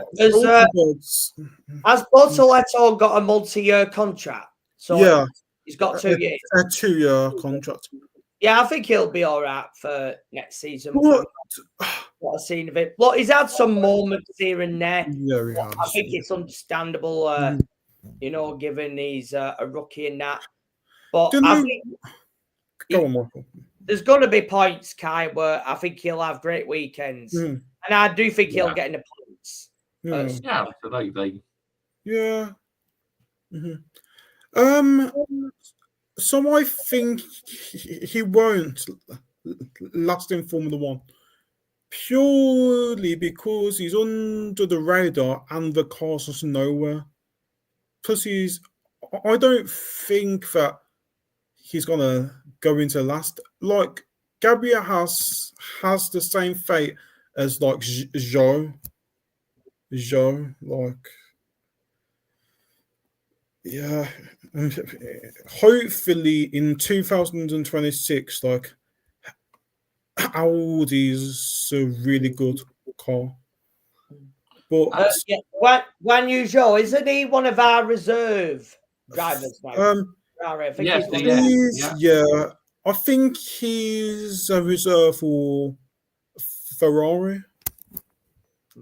yeah, that's right. Ferrari, yeah. Yeah, you're spot on, mate. Valtteri Bottas is a reserve for some Mercedes, McLaren, and also Aston Martin, which is really, really, weird. I see that the Formula 2 Championship is very close at the moment. Yeah, Yeah. it is. Um, There is a driver in Formula 2 who's been in Formula 2 for 5 seasons. He's called Richard Bishop. oh, yeah. He's in third in the standings, I believe, or second. But Yeah, he's second at the moment. how are you spending 5 seasons in Formula 2? Yeah, crazy. Yeah, I'm sure there's a limit really of how long you can be in that. I'm sure He, there is. he really hopes he beats Formula 2 champions. His golden life is to be Formula 2 champion. Hang on, guys. Carry on talking. I'm just going to pop to the loo and that, and I'm going to make myself a brew as well. So, yeah, you carry on Yeah, talking. no problem, Geezer. There is a driver who quit Formula 2 last season. He's called Roy, I think. He was in Formula 2 for 5 seasons and he was bang average. I think I know who you mean. Yeah. Isn't it?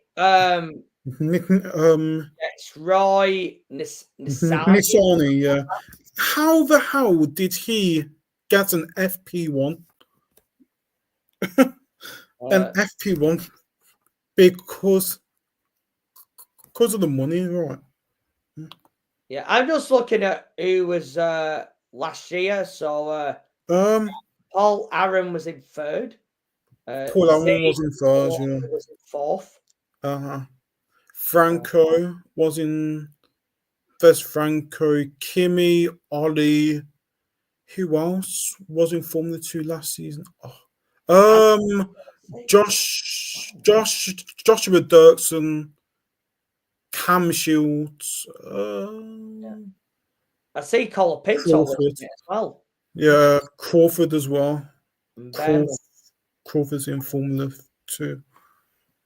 But, like, nobody has even heard of Franco, and he was bang average in Formula 2.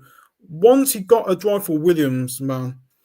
If Logan Sargent wasn't as bad as he was, Franco would never have gotten a drive in Formula 1.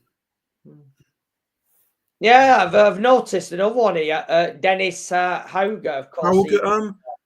Dennis NXT now. He is, yeah.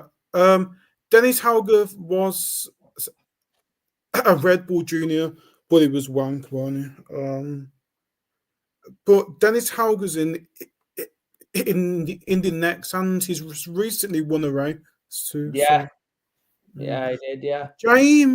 Shout out to Jamie Chadwick for winning a race. Yeah. She won it last season, I think, a race in. Oh yeah, that's right. In the NXT, that's right. Yeah. Yeah, spot on, Kai. I remember now. What are your thoughts of women not being physically strong enough for Formula 3 and Formula 2? And Formula 1. Look, I've noticed that they've done their own championship now, which is the F1 Academy, isn't it? It's so pointless, I think, honestly.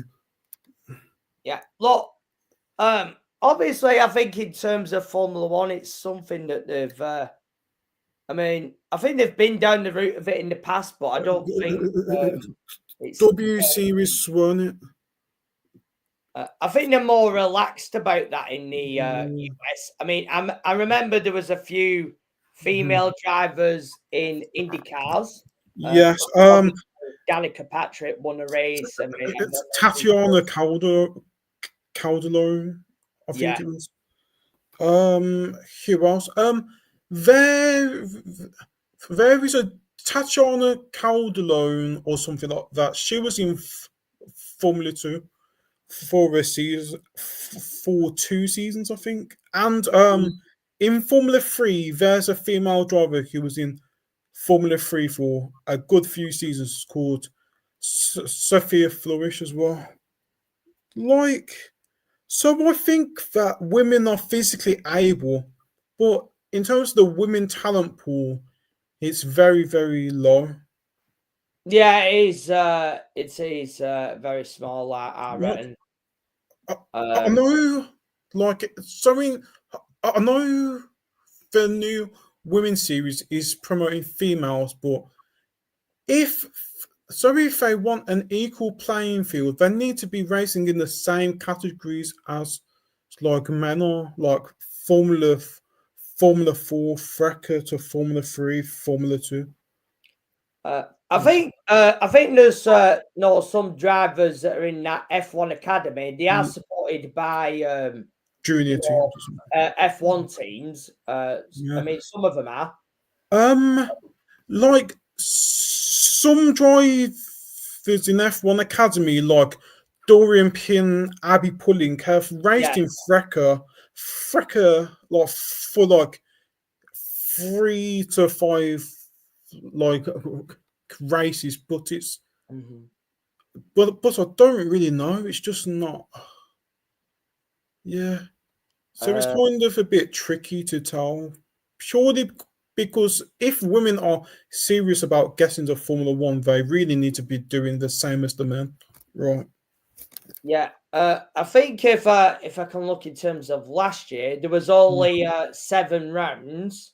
Yeah. So it's usually 2 races, and the last one was 3. So from what I can see, it seems to be Abby Pulling and Dorian Pin that seem to be very dominant in that. Yeah. The only other race win was from Chloe Chambers and Maya League. Yeah. Yeah. Maya League, in terms of Abby Pulling is currently in GB3. GB3 is the equivalent to British F3. Yeah, I mean, will we see it? What in other words, are you saying now we're going to see a female driver in Formula 1?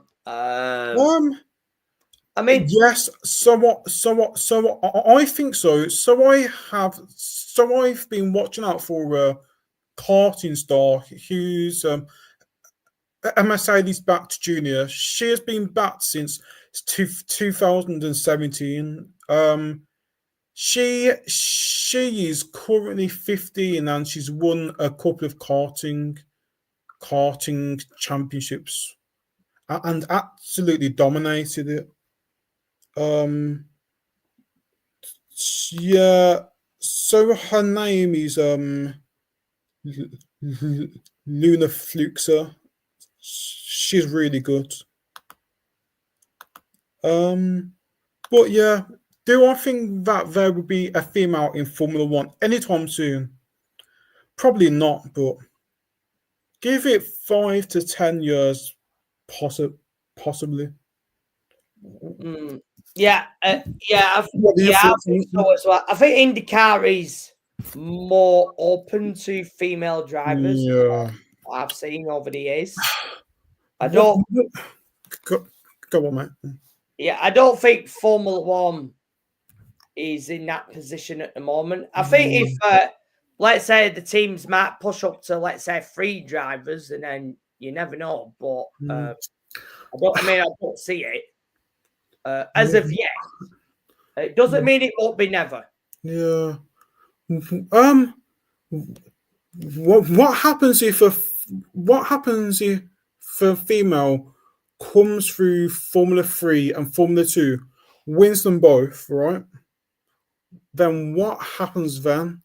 Will the team be ballsy enough to promote them or not? Who knows? Was it Jamie Chadwick Williams? Williams Academy driver, yeah. She won W Series 3 times in a row.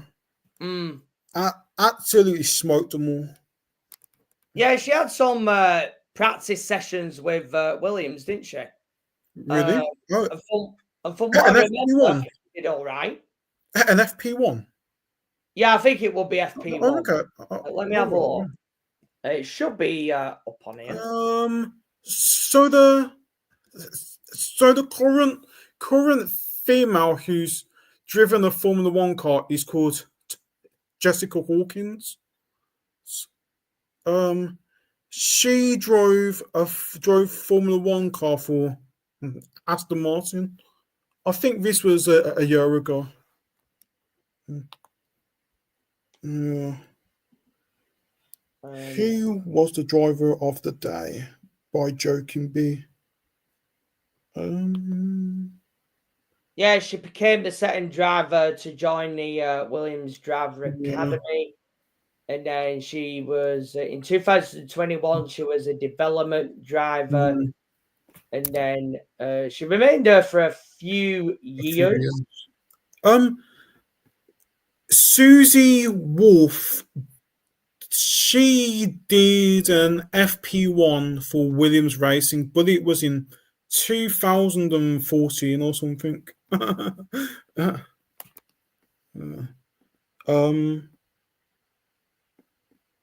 Kiefer Cunha has said, Kai, since you are more of a Williams fan, what is your thoughts on the rumours about Christian Horner being a team principal for Ferrari? Oh, that is a good one, mate. Christian Horner to Ferrari, no chance. No. What are your thoughts? Thoughts on it? No, yeah, no chance. I mean, I've not heard anything like that, and I don't think Fred Vasseur is under any pressure yet. I really don't. Imagine Christian Horner at Ferrari. Nah, not for me. I mean, me and my geezer, Mr. Joshua J, will be getting our spoons out if we hear anything like that. I mean, oh my god. Yeah, and that will be that'll be a rant stream. That would be. Do you think that Kimi Antonelli or Max will ever race for Ferrari? Kimi, yes, but Max, I don't think he will. In terms of Max, it'll depend if he wants to leave the Red Bull, if he doesn't get if he doesn't get a world championship, I think he'll stick with Red Bull, even if he doesn't win this year. However, next year, if he doesn't do it then, and then I think it might be a different conversation, because obviously Hamilton's contract will be coming up by then. Do you think Ferrari will ever get rid of Charles? No, Sam, I don't think so either. Like Charles needs to come to the realization of he's not gonna win championships there. I know it's a historic team, but are you serious about winning championships or not? Charles is 26 or 27 now, right? Charles has been at Ferrari from day one, and so was his brother as well, Arthur Leclerc, of course. Yeah. If you remember, well on that one. I remember him. His younger brother was there too. Yeah. Arthur did an FP1, I think, right? Mm. Yeah. But currently he's in WEC, I think, now. Yeah. Hello, sir. Here he is. Geezer's back. Hello, Josh. Yeah. I'm back now.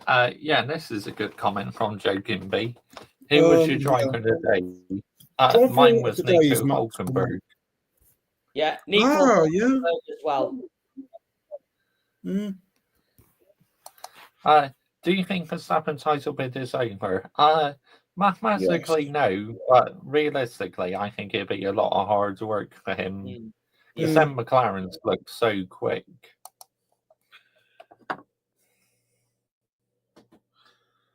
Oh, Kai's disappeared for a second, but yeah, like in terms of the race and that, I thought it was quite an enjoyable race. Obviously, the safety car made things hectic at the end, didn't it? Yeah.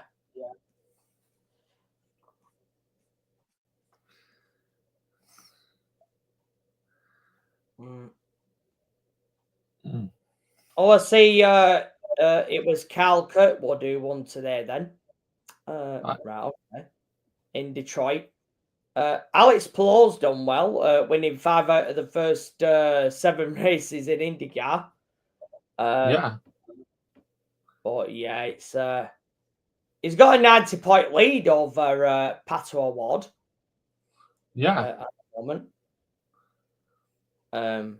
But yeah, what did you think of the IndyCars last week, Geezer? I mean, I enjoyed it. I loved it, mate. I thought it was absolutely amazing. But I watch it near enough every year, to be honest, the Indy 500. And I try and watch as many IndyCar races during the season as I can. Yeah, and what a blast that was, Geezer, you know, seeing at one point Takuma Sato leading a race. Yeah. Yeah, shame he didn't, hold on to that. But, it's good seeing some of the older ones that were in it, Takuma Sato and Castro Nevis and Ryan Hunter-Ray as well. And he was leading at one point and all. But, yeah, it's it's a great boost. But yeah, I mean, I enjoyed it more than the F1 last week. But yeah, I think obviously I want to get back on that conversation what me and Kai was on about. Female drivers, Joshua J. What do you think of F1 Academy and let's say W Series before that? It's a gimmick series, isn't it? To be honest, I never really paid much attention to it, to be honest, so I can't really comment on it. Look, yeah, I think, IndyCars is more of an opening for women, I think. But yeah, Formula One, God, I mean, it's tough, isn't it? I mean,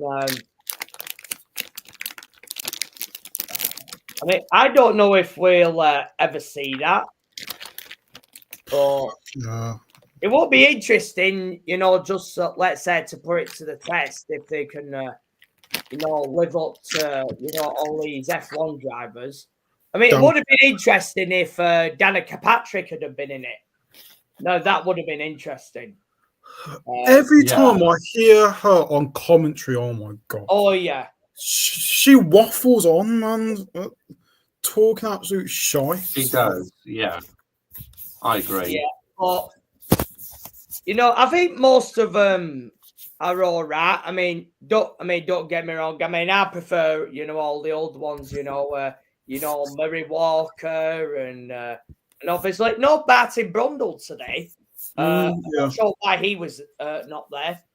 I know it was Nico Rosberg, wasn't it?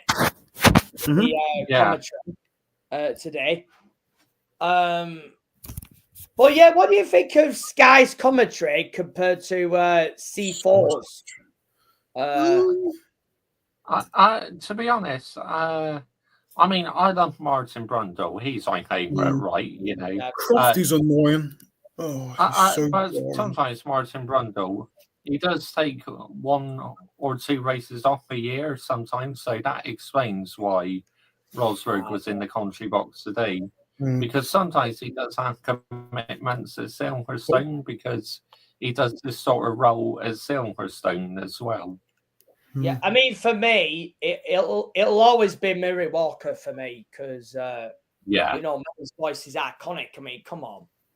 I mean, that guy's an absolute legend, and but yeah, he's got one of them voices that you never forget in sport. I mean, you've seen it in some, you know, Clive Everton in snooker, John Motson in football. I mean, there's a lot of iconic commentators, but in F1, for me, it's got to be Murray. I do like Martin Brundle, though, but obviously Murray for me, legend. Yeah. Which Formula One drivers do you think are on the chopping block? I feel like Liam Lawson is under pressure. Definitely. Franco Colapinto is under pressure. And so many people gassed him up, you know. Stroll should be under pressure, but we all know he's not getting drops because it's bad. I mean, let's get it right.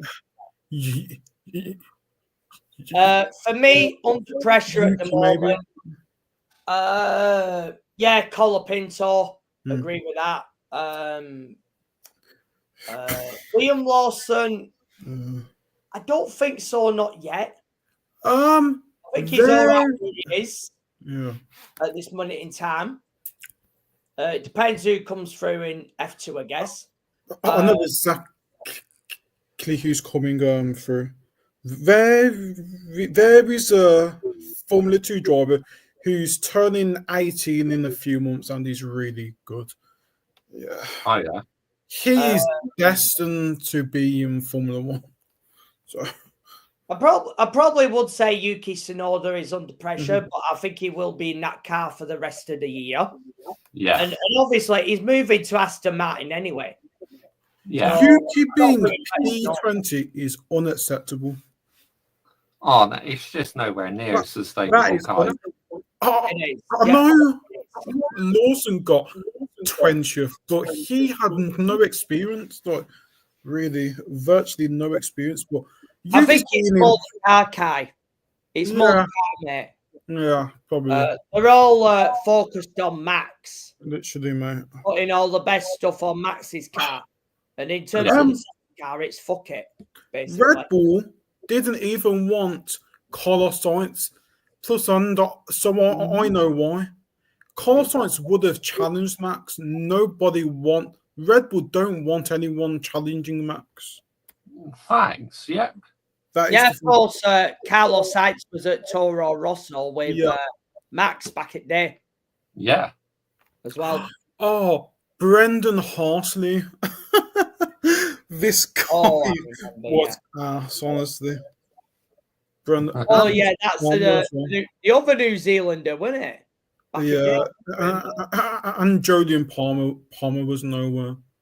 And there's also somebody called Rio Harriato. He was in Formula 1 in like 2015. He raced for Manor, right? He was plumb last every race. So bad. Yeah, not to mention all the Japanese riders that were at Super Aguri. I mean, apart from Takuma Sato, all the rest of them were awful.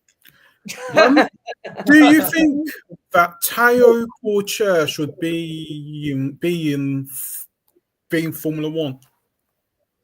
I think, unfortunately, his opportunity might have gone. Where is he currently?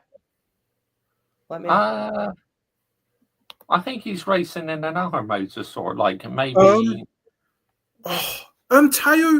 Tao raced in IndyCar for one race, and then Zach Brown dropped him. Oh, I see. He's Zach, currently competing in European Le Mans Series. he is, yeah. Oh yeah, He's only 21. yeah. He was in IndyCars last year for Arrow McLaren Yep. for 6 rounds, I think that was. It probably was right, mate. Yeah. Look, it's very hard to get into Formula Formula 1 One these these days. days, yeah. You know what? I've got to say one thing. If Sergio Perez does go back in F1, he's a very lucky boy. If he ends up at Cadillac, he is a very lucky guy if he ends in F1. To have. Oh, go on. I think he'll 100% get that seat. Mm. And if they are going for an American driver, can we not have Logan Sargent again, please? No. Imagine if he comes back. Imagine if some of your Formula One announced Logan Sargent for 2026. I would be laughing my head off. Yeah. Breaking. Logan Sargent will race for Cadillac in 2026. I will be laughing my head off. Yeah, I mean, if it's me, Kai, look, give it to Colton Herta. If they want an American driver so much, give it to him. Paolo, Herta, or Pato Ward. Yeah, Pato Ward. Mayu Pato Ward. No, that's a good shout. If he's Mexican, therefore Sergio Perez might not be that much for certainty.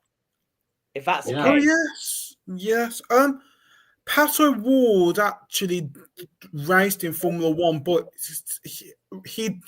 Pato Ward had an FP1, I believe it was. Yeah, he did an FP1 in hell bent on a US driver. Yeah, as far as I know. So yeah, I mean, if it's Pato Ward, so that might close the door on, let's say, Sergio Perez.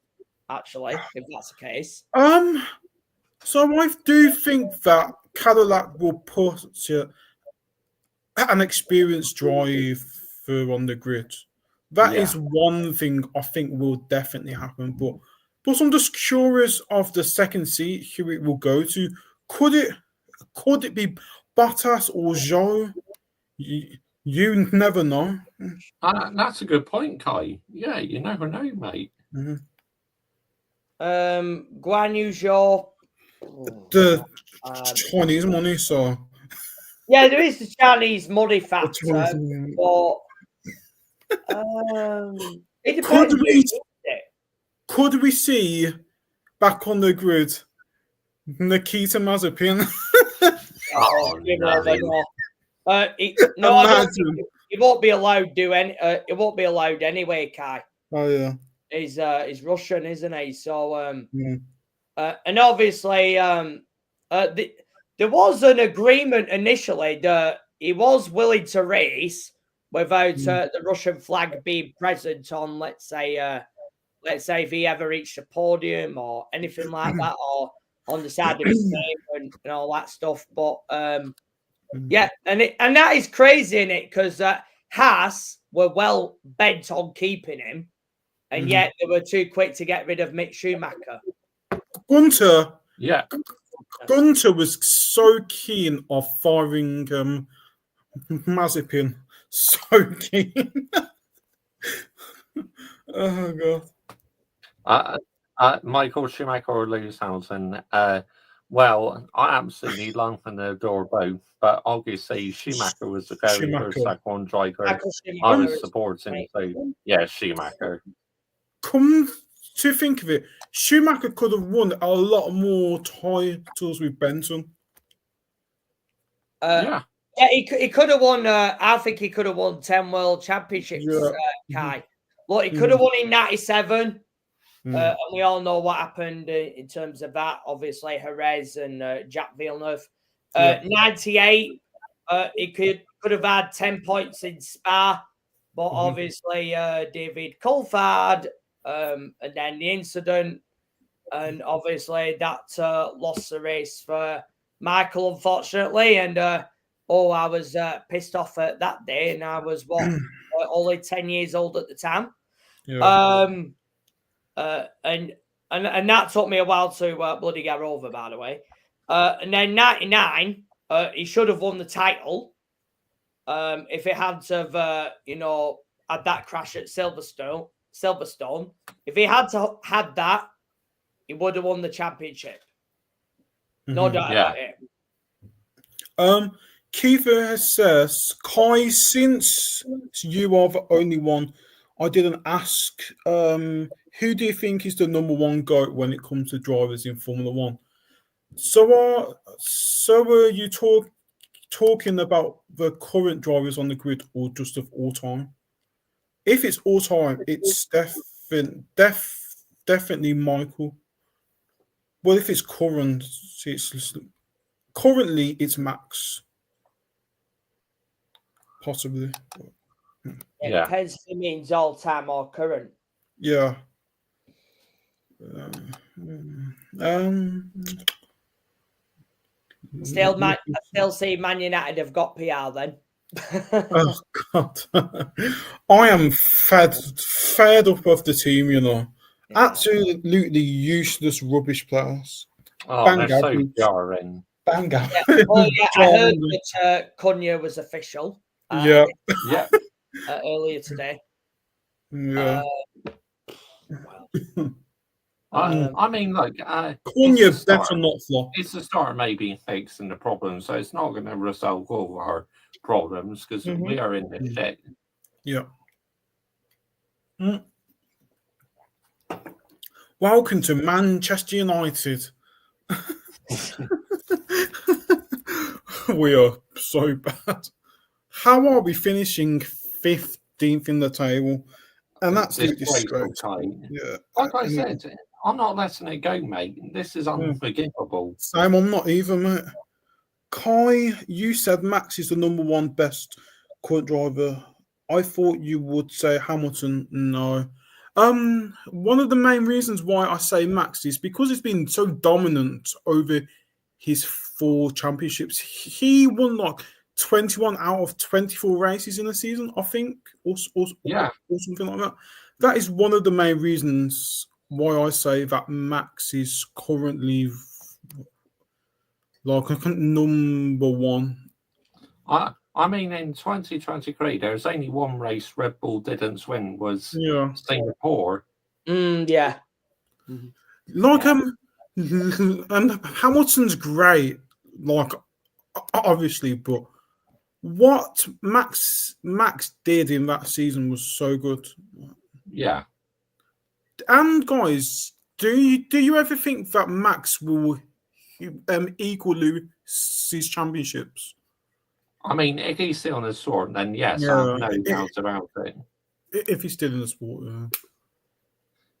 because obviously he feels like a lot of people got an agenda against him that he may up and leave at some point.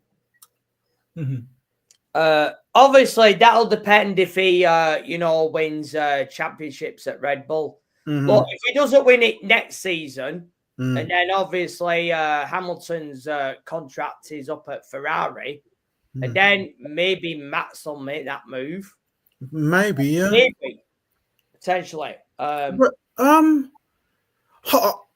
Oliver Behrman is destined for Ferrari, but if Max goes there, and if Charles leaves, there is Kimi who could move there as well. Ferrari have so many options. Like to be honest, Norris, anyone they want. With Leclerc, I can't see him going anywhere anytime soon because he's been so loyal to Ferrari. Yeah, but so is he gonna prioritize being faithful, or is he gonna focus on championships? Charles has been at Ferrari, ever since they were young, so I don't see him ever making that move, Kai. Do you? This is the question he has to ask himself. Why are you in Formula One then? I know it is a really historic team, but so you've got to be prioritizing championships, mate. I like today when Ferrari said to Hamilton swap positions. Oh yeah. I thought it was the correct decision because Leclerc looks a lot more comfortable, and obviously Hamilton for a couple of laps he was defending the position, which he had rights, right, because the team were allowing him to. But then after a couple of laps, they said swap positions, which fair play. He did it straight away. He played the team game, so yeah. 2026, bring back Logan, Nicholas Latifi, and please.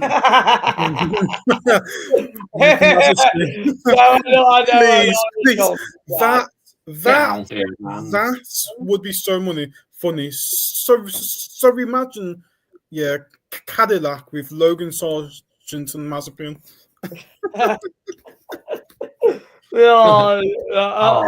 Imagine. Thank you, man.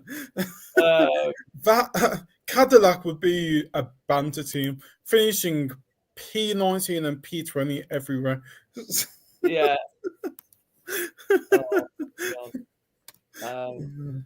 Well, yeah. What I will say on Latifi, though, I mean, the abuse he got after Abu Dhabi was fantastic.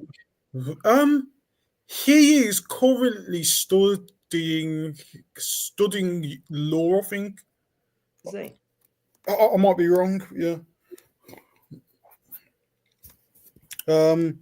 Keith is saying ha ha ha ha ha ha.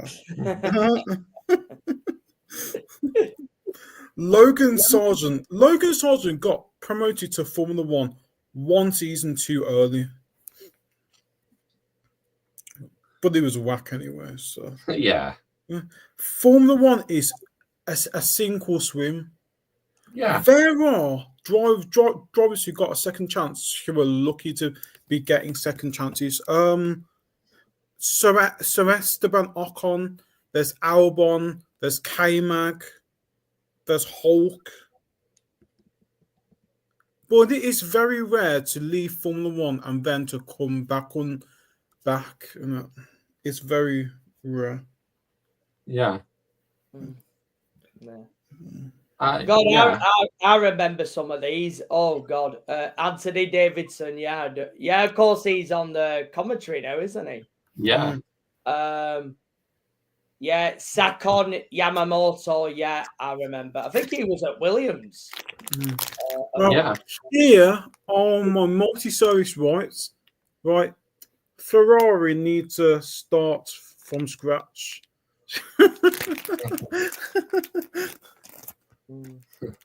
Yeah, and of course there was that Formula One team that never saw the grid.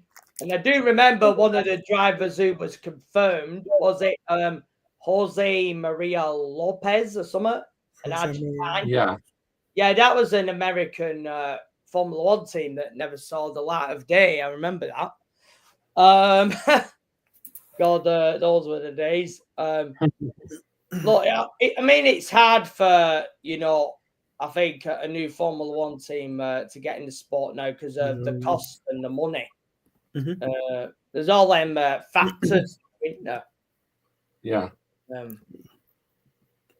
But obviously, one thing I want to mention is what on earth is going on with the Mercedes power units? There's something not right with the Mercedes power units because Alonso had an engine failure in Monaco, and then Kimi Antonelli had a battery failure in Imola, and then George Russell, 63, had a battery failure in the tunnel at Monaco.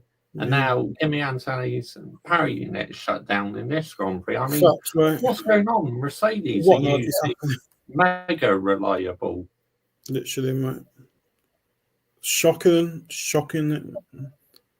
Absolutely disgraceful.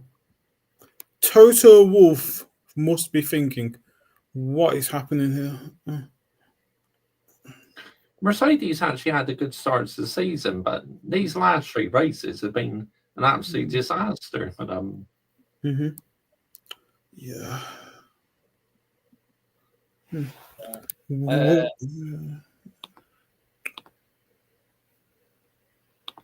it's what it is what it is in terms of Mercedes, isn't it? Look, Formula One has gotten so boring. I think. Like, I mean, there are some races what are good and some races what are bad. You know, I just feel it depends on the circuit and what the weather conditions are, and like the track temperatures. Monaco was so boring. Like Williams were taking the mick, weren't they? All this backing up and that, I didn't like it. It's so funny. George was raving at his best friend Albano.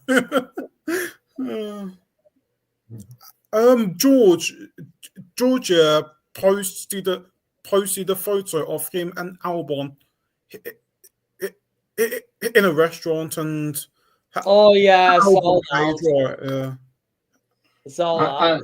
But the thing is, 63, I think he's too cocky in that. He's so cocky. He's too cocky. George So that's Russell why I call it is 63. so unlikable. He's so unlikable, this guy is. Yeah, I mean, him and Max, they were both as bad as each other today. But yeah, I mean, Max didn't need to, do that stupidity afterwards, though. Yeah. To be honest, if Max Verstappen keeps that up, I'm naming him 33. You know, the number he had before the number one. Yeah, that is a demotion. Yes. Out of like friendships on the grid, which is better, Carlos Sainz and Albon, or Carlos Sainz and Lando Norris? So which is the better duo? That's a tricky one. That is a tricky one, isn't it? Yeah. Or George and Albano. George and Albano is a really funny one, but I quite like the Carlos Sainz and Albon friendship as well. Yeah, I agree. But one thing with Ferrari, like our pit stops have been good this season, but we finally had a bad one today, didn't we? Oh yeah. Oh, yes, I saw that one, Josh. Shocking. Oh, Ferrari. Ferrari should be winning championships, mate. So, yeah, I mean that was the first one, Josh, since the chaos of Melbourne, of course. I mean, we've been very good at like in the pit stops and that. I can't fault it, and it happens from time to time. It's racing, isn't it? Yeah. Yes, sir. Gosh, I mean, do you remember some of these names? Yeah.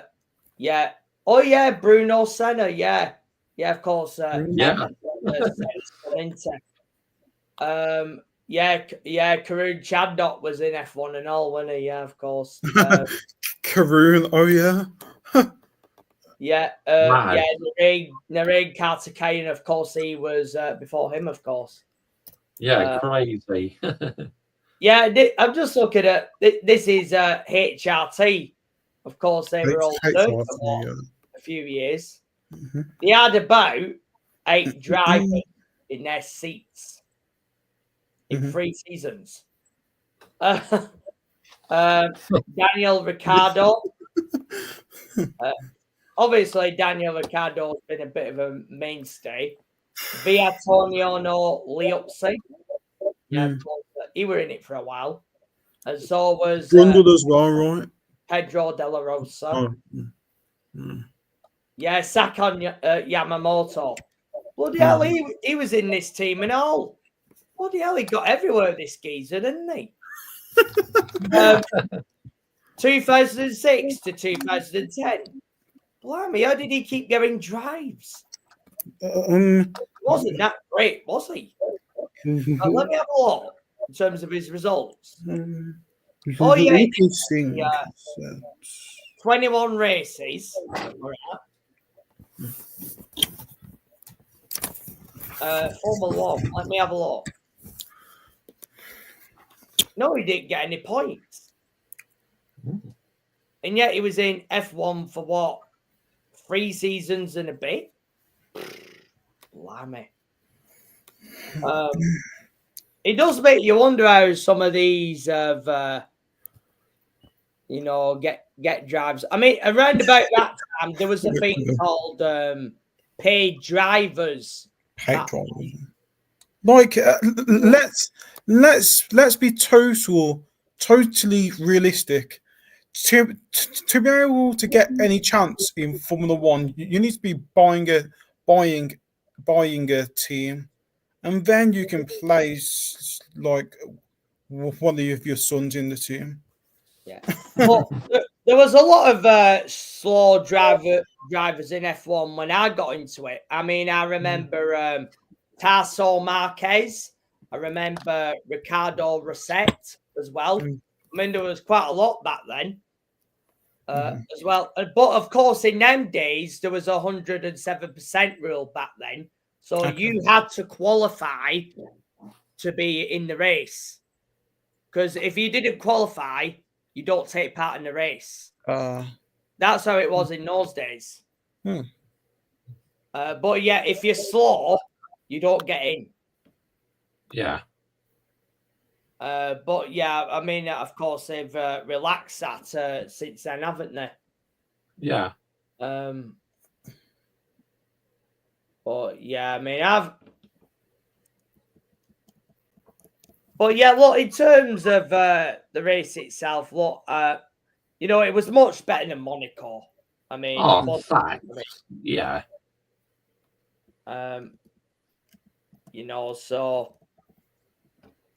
yeah, I mean, look, I'm happy with the results in terms of Ferrari, in terms of Charles anyway. Look, look, in terms of Lewis, shocking. No, I'm not, because he got beat by the Hulk. To me, it's unacceptable. Literally, it was. How are you letting Williams finishing ahead of you as well? Like, Albon finished in 5th, and wait, no way, but I might be wrong. Wait, one of the races I know that Albon finished ahead of Lewis, but I don't know which race. Yeah. Yeah. I mean, I'm just looking on this here. I mean, if points had have counted all the way down to 10th in, let's say 96, of course, points were only awarded to the top 6 drivers back then. Whereas if it had been today, you would have had the likes of Yugo Katayama getting points, Ricardo Rosset, Pedro Lamy, even, and yeah, even Luca Badoer as well. It would have got points back in them days. Yeah. But it was only the top 6 drivers back then, and they seem to have relaxed rules on points over the years. Because maybe if it was only the top 6 getting points, Josh, maybe half of the drivers on the grid would have been struggling to get a point. Yeah. So I can see why they've done that. But I mean, that's how it was in them days. If you had a slow car, you couldn't get in the Grand Prix. I mean, that's how it was back then. But yeah, I think they've relaxed things over the years. The FIA and people at the top. It's a bit like MBS. They clamped it down, like they reduced the swearing ban now, because it got too much outcry in that. That's why I feel now they're allowing a bit more because you're hearing it more on the team radio again now. The last couple of races, so yeah, MBS is like relaxed the rules a little bit because he's under so much criticism. But that guy is an absolute fraud. Honestly, I cannot stand him. Yeah, fans and viewers don't want to see robots as drivers. I think it's that simple, Josh. I think Fact. everyone prefers everyone to say it how it is, and it's better that way. I mean, let's get that right. Just say it how it is. Yeah.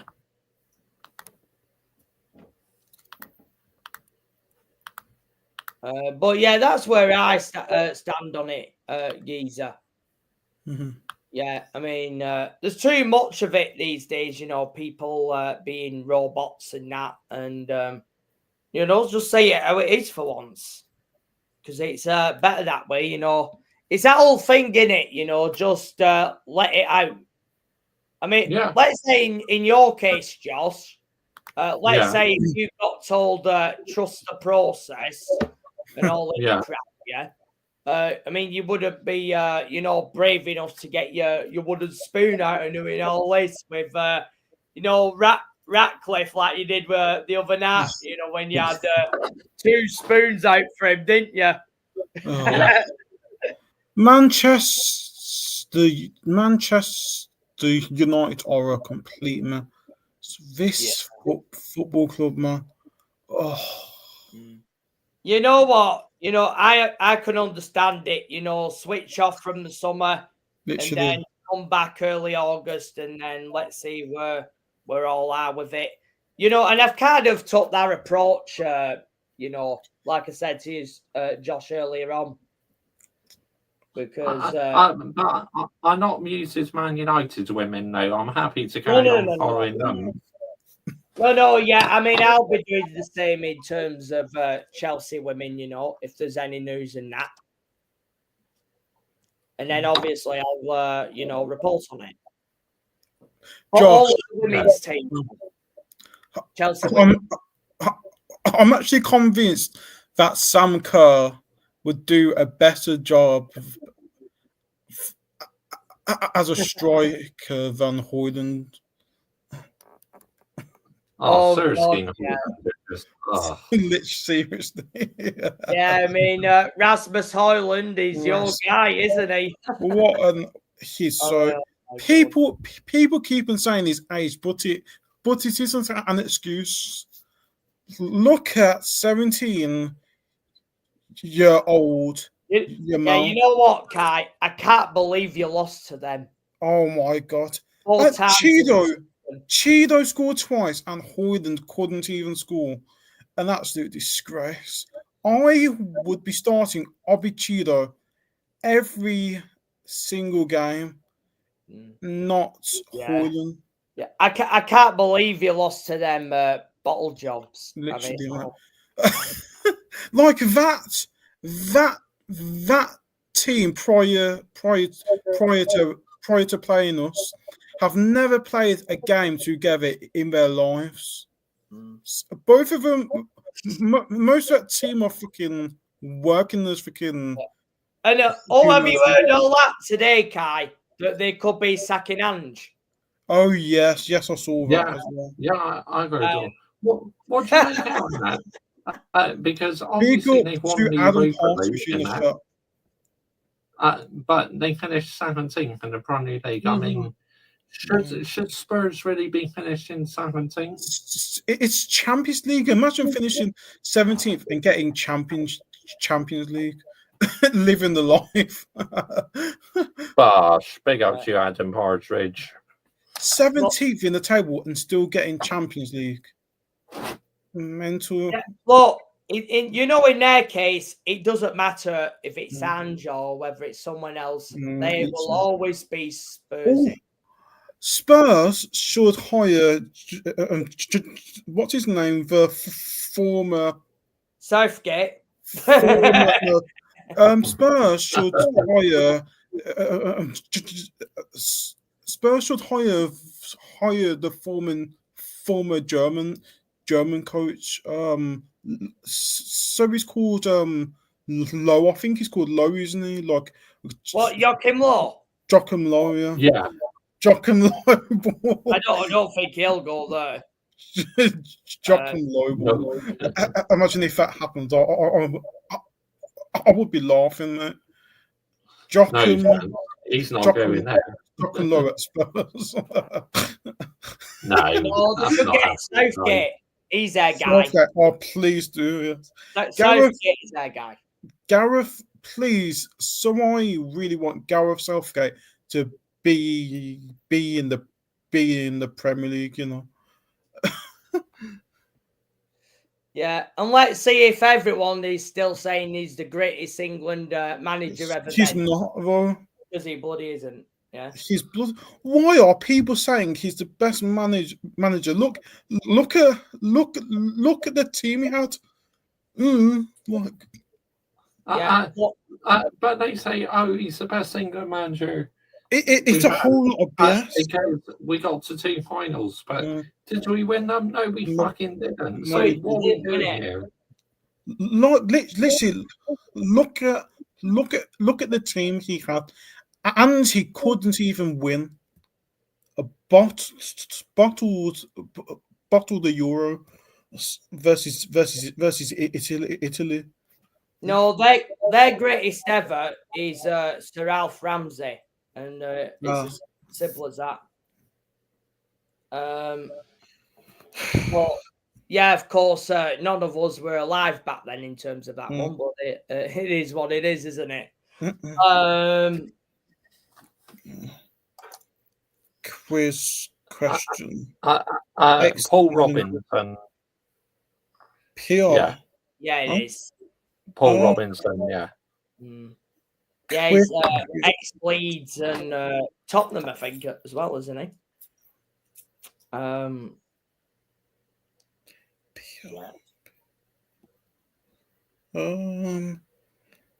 Jesus Christ, Josh. Yeah, he got that quick. All right. Don't have a clue, mate.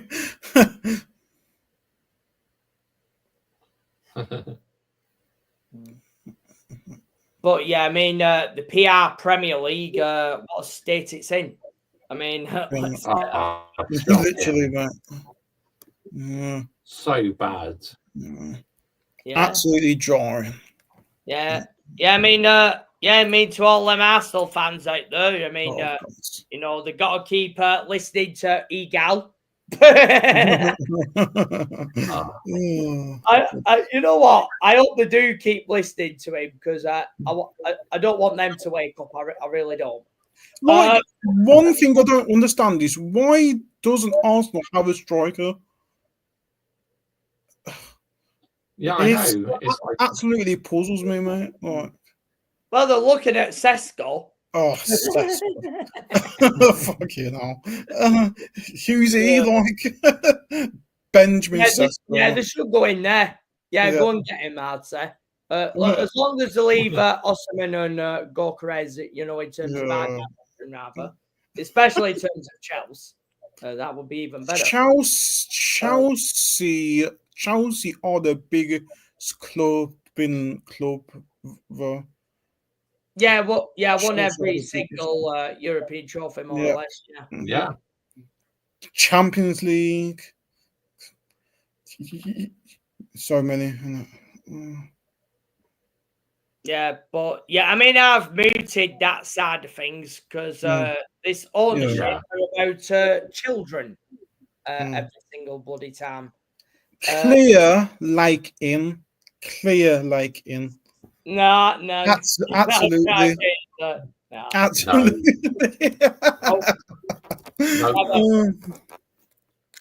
Oh, God. No, it's like I've always said in my streams, Kai. It's either Osimhen or Gyökeres or, you know, let's say. Why the hell are Chelsea going for Liam Delap for relegation Delap, mate? I mean, he's not even had his medical yet. Maybe he'll fail his medical, but you know what? Exeter's player, Ledley King. Yeah, it is. Oh my gosh. Yeah, Ledley King. Yeah. Oh, We got we one love more. Nicholas Jackson. We love Nicholas Jackson. Oh, Well, no. I don't either. Well, stick him on the right wing Yeah. until we found someone better, and then we can bloody sell him. Chelsea should bring back Sterling Baller. Oh my god. No. I mean, Arsenal could sign him permanently if they like. Yeah, please. Scrub. I've never known a player to go on the decline so much. Literally. Sterling has been playing since he was 18, I think. 18, I think he might be. Yeah, mind you, So, at least say one thing about Sterling. Sterling's finished, at least man. he's won silverware. He has won silverware in his career, though, but obviously that was in a Man City side, wasn't it? But Sterling should have never, ever left, man. He should not have left. Yeah, I think Sterling moved on due to the emergence of Phil Foden. Yeah. City, didn't he? And I think that's why he came to us. And obviously he wanted to go back to London, and obviously that's where we are, isn't it? So but yeah, I mean that's we're stuck with that geezer, I think, until his contract is up. However, the one thing is, players might move knowing it's World Cup year coming around the corner. World Cup year, isn't it, as well? Yeah. Players might want to play because it's World Cup year. Thomas Tuchel better not pick Luke Shaw and Jordan Henderson. Fucking hell. Jordan Henderson in 2026. Imagine that. Okay. Yeah, haven't they got games coming up soon? Yeah. I mean, I don't know what they've gone with. So why Jordan Henderson? I don't understand. I think isn't he at Ajax? Yep. Like,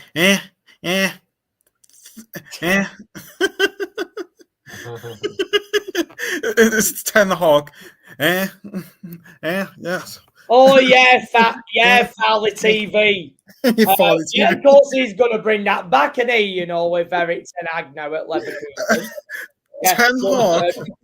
All this stuff. Yeah. Ten Hag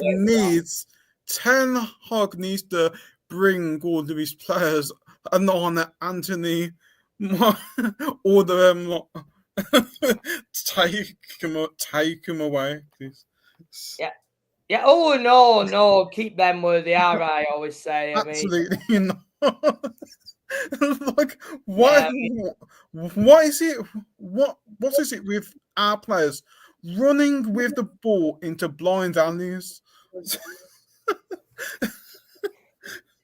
Yeah, I mean, Onana generational. Goalkeeper is and all. The Turkish guy. Ten Hag's first signing for Bayern Leverkusen is a keeper. Is it? Yeah. Yeah. It is so funny. Wow. Why hasn't Ten Hag brought up Anana from us? That's crazy. Ten Hag, you need to bring your boy Anana. Oh, I haven't seen this yet. Exclusive slabhead reaction to the Europa League final defeat. I've got to look at that. I know I've seen that one. Yeah. Oh, Ten Should get a Hag. lifetime contract there. Ten Hag better buy Anthony Santos from us in the summer. He's done well at Real Betis. Yeah, I mean, he wasn't that good in the Conference League final. because it's a Premier League size. Yeah. So his problem is, in terms of the Premier League, it's too physical and it's too quick. But if he's in a slower league, he's fine. Yeah. So Yeah, Mikel Arteta reacts to Arsenal's Champions League exit. Yeah, super duper Mick. Yeah, I mean he's a favourite with all Arsenal fans. I mean, let's get that right. Well, and they got a captain who likes the hair flick, Martin Odegaard. Yeah, Hair flicks. yeah. I mean, give Arteta another 10 years, guys. Guys, do it right eventually. I mean, Wout Weghorst pick up the coins. Wout Weghorst pick up the coins. Yeah, I mean, Mr. Coffee was a fan of Weghorst. Oh God! Oh no! He was awful. How the hell did he get a loan to our team? It's beyond me. Idea. We have and Sergio Reguilon as well. Oh my God! So Sergio Reguilon. Oh God! We are not a serious club, are we? Nope, we're not. Yeah, he was so good. He ended up going back to Spuds. Oh, and he's a Europa League winner. I mean, oh my God! Really? You couldn't make it up, could you? Yeah, that. Oh God! Yeah, I mean, how can you lose to those bottle jobs? Yeah. Oh my God! One player who I really wanted us to sign is Grealish. Grealish was one of the players who I wanted as well. Yeah. Jack Pep has absolutely ruined his career, and Grealish is 29, which is crazy to think. Grealish is 29. Yeah, that's mad. If Grealish has any sense at all, you need to leave City. Yeah, I agree. Like Grealish could actually do decent at a Spurs, maybe. Yeah, possibly. Yeah. Yeah. Crazy. Without Weghorst, pick up Zickons. Oh, look who's on this one. Mason. Hey! Money Mace. Yeah. Champions League winner. I mean, legend. Crazy. Yeah. Yeah, another one who was forced out by our clown ownership. Literally. Yeah. Mm-hmm. Who do you reckon is the next one to go by this clown ownership? Do you reckon there's any chance Reece James could leave? Reece James come to the biggest club in the world, Manchester United. We'll ruin him, Kai. We will ruin him. I know, but imagine if he came to Manchester United. That would be class, right? For me, that'll be over my dead body. Oh, I will never allow that. I'll never bloody allow that. I would not have it. This season, Cole Palmer hasn't really been on fire, in it. Oh, here we go. Spurs want Thomas Frank, the Brentford's manager. Thomas Frank. Oh, wow. Decent. Tottenham, are the best team in London, It won't matter who what manager goes there. They're a shithole. It doesn't matter who's at Tottenham. They are Spursy. Spurs. Well, Spurs. How did we let Spurs win a cup? These players just don't give a fuck. No, they don't. They are just here to get paid. That final right now, guys. Yeah, we should be preparing for life in the EFL, because it wasn't for the 3 teams was so bad. We would have got relegated, guys.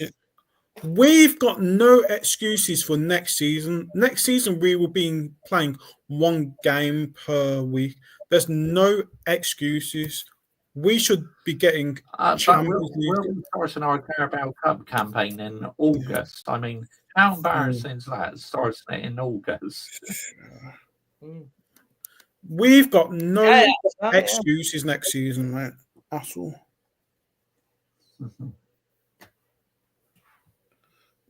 Bunch of bottle jobs. Yep. And we got 2 trash goalkeepers as well, Onan and Bain there. Yeah, but not to worry, you had a successful post-season tour. I saw all the players celebrating. It's so embarrassing. Open top bus the other day.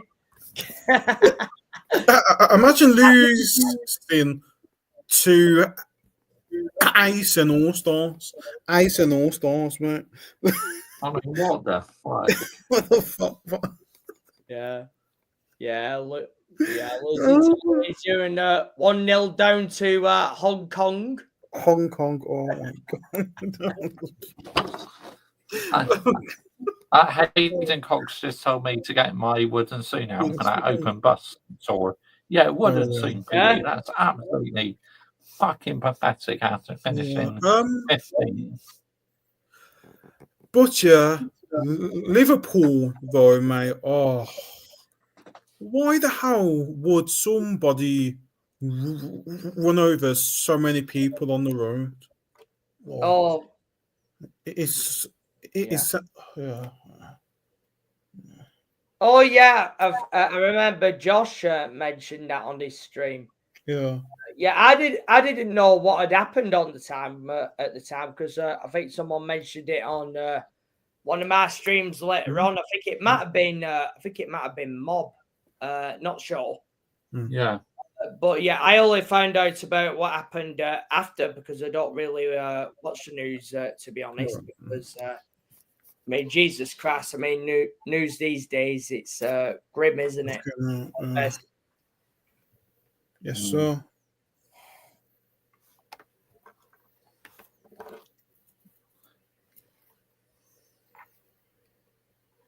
But yeah, that is madness. People do that shit, isn't it? Yeah, and of course, I saw that news in terms of Paris. I think one of my chat mentioned it earlier today, where I think someone who was young who got stabbed in. Oh yes. Saw that on the. Yeah, was he what 17 or 18 or something? Probably that is insane. I know. But yeah, come to think of it, nowhere in the world is safe. Nowhere is safe at all. No, it's not. Yeah, it's crazy to think about, really. Yeah, absolutely crazy, man.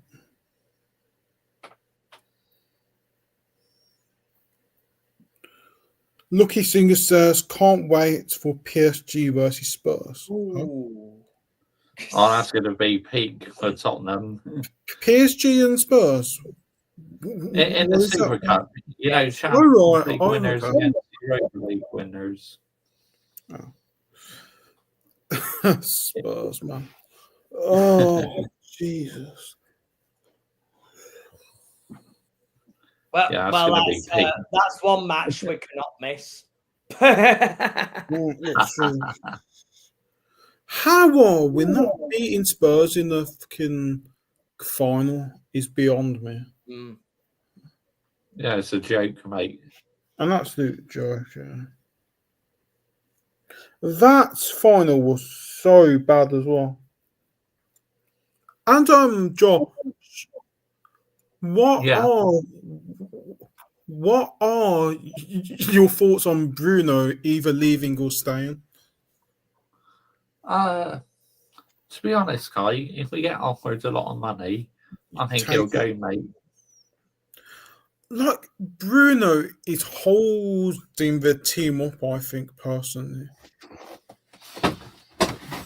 But to be fair, he was one of our players of the season. I mean, you Yeah, can't deny it. I mean, yes, others were absolute shites, but he was one good one, and so was Ahmad as well, and so was Mascherari. like, so if Bruno wasn't in this team would be better, period. Definitely. Mason Mount. Like, yeah, you so got. So our fans have to come to the sense that so the reason why the team isn't performing well is because Bruno is everywhere. So we have got no flow, and we just can't count on one player to literally get us out of trouble. Bruno is everywhere. That is one of the reasons why we're not good. Yeah, I think the thing is, he's only 30, isn't he? So he could have a few more years in the Premier League yet. We should be selling Bruno for like 120 million, bringing a whole load of players. This team can't count on one player. We have to learn to play without Bruno. Yeah, Hayden Cox, he says, give his team the wooden swing, you know, Southampton. Yeah, wooden swing for you, only getting 12 points. Literally shocking, man. Absolute disgrace, that is. Mind you, all the promotion teams were trash, unfortunately. But hopefully Jadon Sancho stays at Chelsea. Give us that nice £25 million. Sanch. For me, I'd rather send him back to you guys. Nah. You can have him. Nah, not for me. We only have 2 races in June. Oh, in the F1. I think you might. Yeah. Yeah, of course, one of them's Canada. That's the next one, isn't it, in 2 weeks? Hopefully, Lance Stroll does not drive. Oh, I don't think he'll want to miss that one because that's his home race, isn't it? Yeah, but Lance Stroll's just got. Why is he in Formula One? I know why, but yeah, but he's well, we all know he's not going anywhere. It doesn't matter. Like Lance Stroll will be in F1 for as long as he wants to. Because his dad, And Lance has been in Formula One since he was 17. So quite young. I am pushing for Brian Bowen, Sporting Lisbon, and Morgan Rogers. And Mo Bottas said Chelsea are going to keep him from the looks of things for Jadon Sancho. Yes. If they could, and then sell him on to Dortmund. That'd be all right. Probably, yeah. That Welcome means home. selling it to Dortmund straight after. I'll be all right with that. Welcome back home for the third time. Yeah. Well, that's where we should have stayed. Yeah. Much. Freedom fighter. Yeah. He cracks me up, he does, man. Jaden. But yeah, Jaden Sancho. Oldham Athletic, though, what a happy day for them to be promoted. Yes, sir. Yeah. Oh, what a game, Josh. I mean, I just saw the highlights, just before you came on earlier. I mean, to get 2 goals in 2 minutes of extra time, I mean, that is pressure in it. But you know what? I mean, that is character, isn't it? And that is proper football. And you don't get that in the, the Premier League anymore. No. But you know what? I loved it today. And Football League next year. And of course, that means, being on Sky Sports now, obviously, because they've got EFL, haven't they? Mm-hmm. So, you know what? I am looking forward to doing watch-alongs of Oldham Athletic, so I can't wait for that, Geezer. Obviously, on my football channel, I'm going to be doing plenty of EFL content as well, because obviously I've had to rethink what to do in the football channel. So, yeah, I'm going to do mainly EFL content and talk about, like, Chippenham Town, obviously, my non-league team. Oh, yeah. Right then, Josh, Michael and Josh, this has been an absolute pleasure. Yeah, absolutely. Good night, Kai. Thank you for coming. Take care. All right. Yeah, it's always great seeing you, lad. Cheers, I appreciate it, mate. All right. Yeah. We've got high standards. Yeah. Yeah. All right, guys. Take care. Yeah? All right. Yeah, cheers, mate.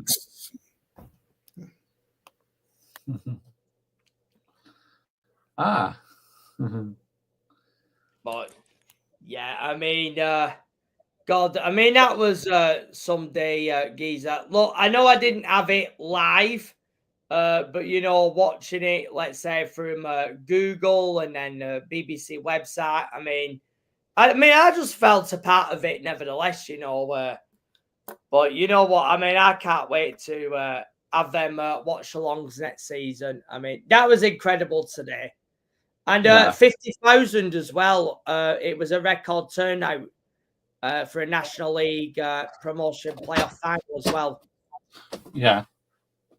So, yeah, there was incredible support there. And, it's just good to see them back in the Football League, back where they should be, Josh, if anything. Because, a stadium of 12,000, we should not be in the National League. And not to mention Oldham Athletic were one of the founding teams of the the Premier League back in the day, back in 92. Yeah. But yeah, congrats, Michael, mate. Yeah, you must be buzzing. Yeah, and of course that means Carabao Cup next season. I think that'd be the early stages of the Carabao Cup. So I'm hoping they'll win one of the games, and then in the next stage we'll get one of those Premier League sides. Hopefully, maybe a West Ham, maybe a Tottenham, or let's say Manchester United even. There you go. He says, imagine if Oldham draw Man United. Yeah, I know. That'd be crazy. No, that would be the one. Oh, no, that would be the one. Really would be. But you know what? I'm actually looking forward to them transfer window rather than Chelsea's. I mean, I don't think they'll have thought anything about that just yet, though. I'm pretty sure just let the players enjoy you know, the celebrations at the moment, and then it's League Two. And of course, the gap in National League and League Two is not that big, is it? So I think we'll do all right in League Two. Yeah. So when was it the last time you were in League Two? Was it a few years ago or something? Yeah, it was back in 2022, and of course, that was when it was Longa's gam at the club back then, and we all happened at the end of that one. Yeah, I mean that's another wrong gun that should be in the bin. But at least he got put in the bin. So it shows you, Joshy J, that protests can work. Yes. And all these in these, they'll all say, "Oh, a protest! No, you can't do anything about it," and all this crap. Yeah, you can. Yeah, of course you can. I mean, football league clubs have proven that you can do it. So can Premier League clubs. Yeah. And imagine, let's say, about 20 or 25,000 Chelsea fans protested against these clowns. They would be out just like that. Yeah? Yeah. Here we go. Hayden Cox, like your brutal standards, Michael. Yeah, Michael lands at Hayden Cox. Yeah.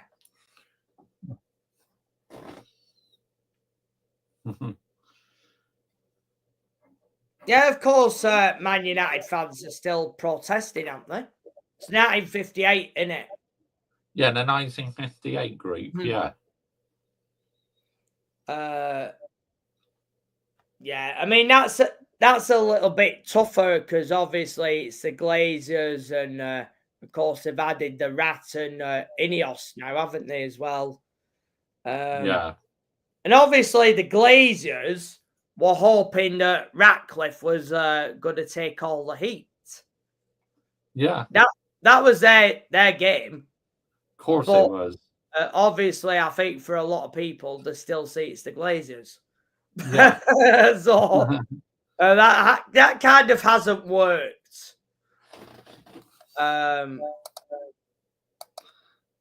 Yeah, I know Hayden Cox. It's just nowhere near sustainable, making all these cutbacks. Yeah, the Glazers should be putting money back in the club that they bloody took out of it in the first place. I can see Lucky Singer's made that comment now. It's spot on. Yeah. But that's how they started doing it. They started taking money out the club, didn't they? And they've been doing it ever since. God, I mean, that's good. But of course, that's why they didn't want that Sheikh Jazim fella, isn't it? Because he wanted to buy it outright. And of course, the Glazers didn't want to part from that. So I think it just shows that they don't want to part from it, no matter how much under pressure they are. But Mr. Joshy J, just back Jim. No chance. I'll never back that geezer. No chance. Oh, a girl worked today, asked for my number. Not sustainable, Hayden Cox. You know, they shouldn't really be asking you that in an Asda store, should they?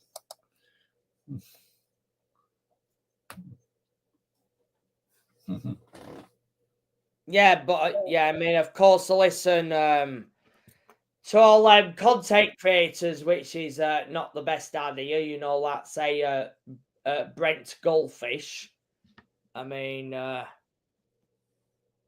mean, there's a lot of wrong guns out there, and of course, they are going to be the ones that are going to tell you that protests don't do anything, but they do. Yeah. Yeah. But it needs to be everyone. You know.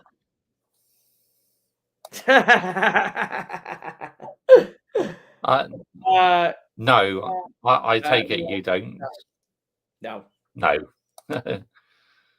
I mean, I'm too busy, Michael. You know, this is my part. Like, this is my livelihood. You know, this is what I do as my paid job now. So yeah.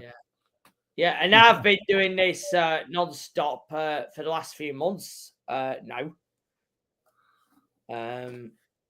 I mean, check this out. I've been streaming nearly for 3 whole weeks now, every night. I'm not Yeah. giving myself a night off. It's insane. Yeah, I mean, I think it was ever since the Snoop started. What was it back in April? I mean, I practically was on almost every day, whether that was on my own or whether I was on obviously with you as well, Josh, and obviously Yeti and other places as well. It's been mad. What do you think a mutant would say to that, Josh? But you're only lying for your own PR. Well, there's no PR on this channel. None at all. We only deal with facts on this channel. Yeah, but you know what I'm gonna say, Josh. You know, to all you guys, I mean, you've given me, incredible support for every stream, and without all of you guys, maybe I wouldn't have able to do that. Yeah. I mean, you've all out there. You've all given me the platform, to do all this. So, look, I mean, I always say it on my channel myself. I just play a small part, and it, it's all you guys in the chat, and I mean, you make these streams come alive because if I was let's say doing it by myself, I mean, it would be a little bit difficult. I mean, imagine when you do let's say 2 or 3 hours and you talk by yourself. I mean, that's hard, isn't it? Very hard. And when I've done watch-alongs on my football channel, doing other teams and that, half the time I'm nearly nodding off because I'm talking all on my own, and after a while it gets so exhausting. Yeah. Mind you, I was all right today, but given it was a double watch along, and I've been doing that quite a lot lately because it's better not to, let's say, miss nothing. I mean, Yeah, all PR that needs to get in the bin. it does. I mean, what are we doing here? I mean, Yeah. that all that PR crap needs to get in the flipping bin. Yeah. I mean, I'm not having it. No, I'm not. Not one bit. But yeah, I mean, I can't believe it's the summer now, and look, I mean, I'll be live on Tuesday. I mean, obviously, England's women are in action, and of course, it's the Euros coming round the corner. I mean, I'm looking forward. Yeah, I can't wait for that. That'll be good. Yeah, and of course, obviously, before that, I've got the Club World Cup, haven't I? Yeah. Yeah, and obviously, I'll be streaming next weekend. Obviously, it's MotoGP. So I think that's in Aragon. I think. Aragon. Where's that again? Is that Holland? Spain? Spain. That one. Yeah. So yeah, there's 3 MotoGP races in Spain. Obviously, that's due to the number of Spanish riders that are in in that sport, and I mean, that's understandable, but 3 races in America in F1, I mean, that's madness, isn't it? Yeah, it's insane, mate. Yeah. I mean, there's no American driver even on the grid. So I don't know why they do it, to be honest. Yeah, crazy, mad. I mean, for me, I say keep the circuit of the Americas and then, ditch the other 2, I'd say. Yeah, fuck the other 2 off, I say. Bring back Nürburgring and bring back Sepang, Kuala Lumpur. Yeah. I like your beanies, Michael. yeah, like that Chelsea beanie is well Yeah, cool. You know, sometimes I'm tempted to just put my Manchester United one whilst I'm on stream, but thing is, my hair getting quite hot. But literally, I think I would do it in the winter months. You know, while it's a bit cold. Yeah, I see you've gone into that now, Geezer. With I know you've got new merch in terms of that. Yeah, it's not like it's just in the Yeah. work at the moment. Oh, it's still in the works. Yeah. I want Indianapolis back. That's an interesting one. Yeah, that's interesting. Yeah, because obviously they used a bit of the oval and then they used the rest as racetrack. It didn't stay. Yeah, you know what? I like that one, but obviously, after that 6-car race, people hated it and Yeah. people didn't want it to come back, which I thought was a shame, to be honest. And yeah, do you remember that, Josh J. Geezer? That was all because they wouldn't move some bollard back. Yeah, I remember like that. the Michelin runners, they refused to take part in it. That's right. Yeah. I mean, all they had to do was move some bloody bollard back, and they wouldn't even do that.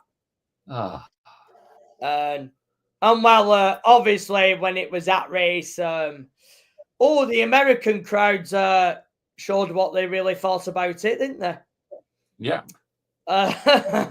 They didn't hold back. Look, I think when we had that 6-car race, you knew who was. I mean, we all knew who was going to win, didn't we? I mean, but yeah, I think that was our only win of the season, wasn't it? 2005, was it, or something?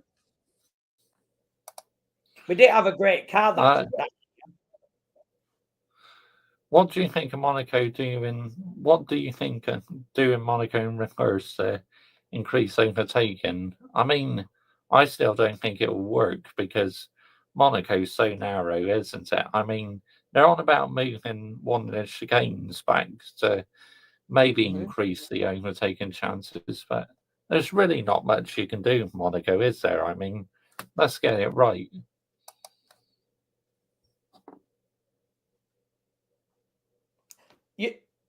You know what? I think I can remember the result of that race. Michael Schumacher top step of the podium. Rubens Barrichello. Tiago Montero, I think was third, if I remember rightly. Narain Kartikeyan was in fourth. Yeah. Christian Albers, I think, was fifth, if I remember rightly. And I think sixth place was Patrick Friesacker. Yeah, that's right. Obviously, Jordan finishing ahead of Minardi. No big surprise because Minardi were nowhere, were they? No. No, yeah, I remember that one. Yeah, then after that, we weren't ever going to go back to that one, which was unfortunate. But before that, I did like that one. Yeah. Before that, yeah, definitely. Malaysia as well. I miss Malaysia on the F1 calendar. Mate. Yeah, same for me as well. I don't know why we ever left. Obviously, MotoGP still goes there. Yeah. They still go there. So yeah, I think that should be another one that should go back on the calendar. And well, you've got to bring back Nürburgring. I mean, let's do it right. Yeah.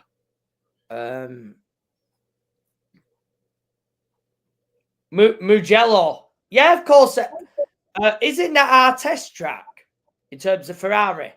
Yes. Yeah, and of course, MotoGP is going there in a few weeks. Yeah. So yeah, of course, that's after Aragon next week in the MotoGP, and then they go to Mugello. Turkey needs to return. I thought the races were all right in Turkey. I think the one that everyone remembers is that incident between Sebastian Vettel and Matt Webber, innit? Oh yeah. True clash of the Red Bulls. I remember that. Was it Sebastian Vettel who went out of that race, if I remember rightly? Yes, it was. Yeah. Yeah, and I think he did something like this, Sebastian Vettel at Matt Webber. Yeah, he did. Didn't Yeah. he? Yeah, I remember that one.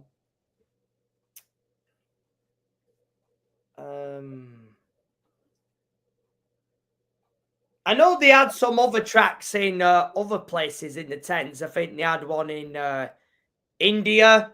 They had one in South Korea as well. Yeah. But them were only for a few years, weren't they? That's right, mate. Yeah. Mind you, South Korea would not be a bad idea due to the money factor. Oh yeah. What with all the K-drama and K-pop that's in that country these days.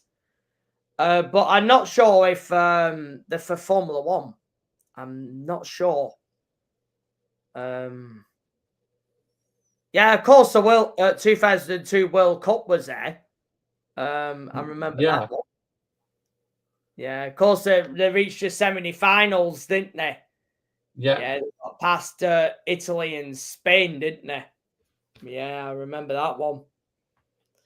And I mean, some of the players who were in that that Italian side and some that were in that Spain team and all. I mean, that was mad. Yeah. And you probably think going into before their matches started, you probably thought that Italy were going to walk that one, and Spain in the quarters as well. But they used it. I mean, their fan base, they were like the 12th person, and that's what got them over the line. And they're very physical, aren't they? Yeah, they were very physical.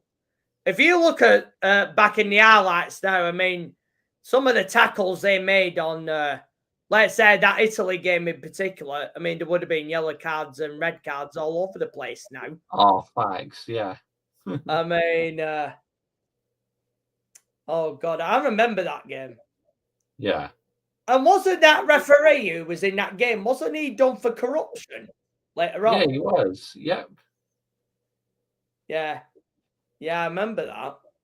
I remember Trapattoni smashing one of the bottles, I think, in that game as well. Yeah, Giovanni Trapattoni. Yeah. I mean, what a manager he was as well. Some of the players those teams had. I mean, God, Italy, Spain. I mean, look at Spain. They had Raul. They had Fernando Hierro, Fernando Morientes. I mean, man. Kuiper here has a question about us. Do you think Hamilton should stay for the 2026 new rules? Yes, I think he'll stay. And then 2027 will be his 20th year in F1. So maybe he might call it a day in 2027 or something. Yeah, he's got a multi-year contract. He'll be there in 2026. Yeah. I mean, I'm not worried about Hamilton in that sense. I don't know whether you're going to be Joshua J. Geezer down the line. I mean, I don't know, but I don't think Hamilton is under threat. I really don't. No. I mean, I just miss like vintage Lewis Hamilton, where he was like winning loads and that. I do think he's lost a bit of speed, but at the end of the day, on his day, he's still a damn good driver, isn't he? Yeah. I bet you'll be giving your ratings out during the week. It'd be during the week for you, wouldn't it? Yeah, I mean, I've already done mine. Yeah, you done yours, yeah. Yeah. I mean, what did you make of that on Twitter? Max Verstappen, driver of the day. I mean, bloody hell, man. Seriously? Get out here, man. That needs binning off immediately. It's ridiculous. Yeah, maybe they're not actually watching it. That wouldn't You know- surprise me. MotoGP have actually started doing that. Rider of the race. Oh But yeah, at least the difference is they can get it actually right. In contrast, yeah, and whereas in terms of F1, they seem to get it bloody wrong, don't they? yeah, they do.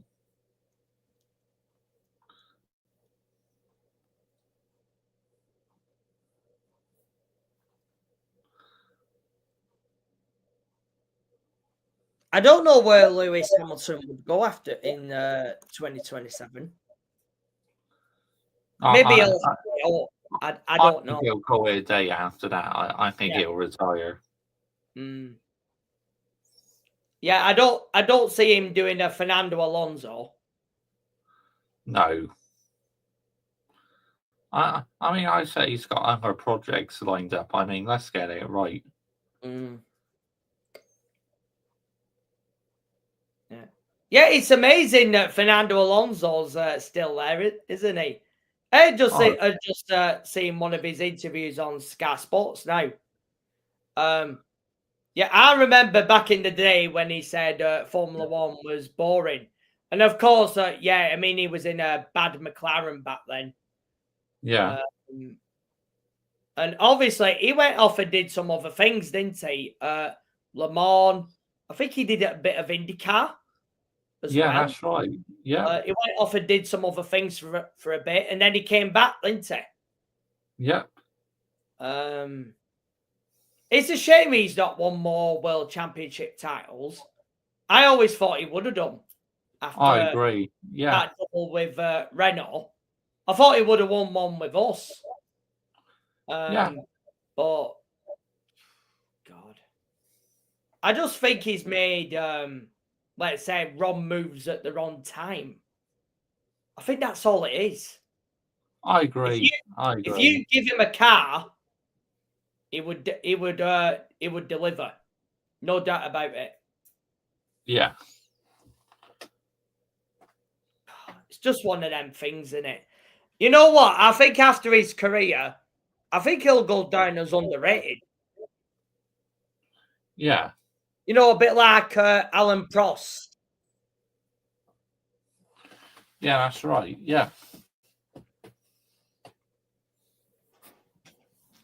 I mean, a lot of people don't mention Alan Prost a lot, do they? But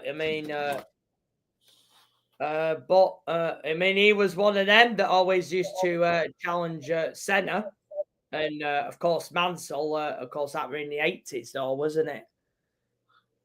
I would have liked to have seen Formula One in that time. yeah. It's just a shame I was after it, but never mind. It is what it is, isn't it, geezer? Yeah, it is what it is. Yeah.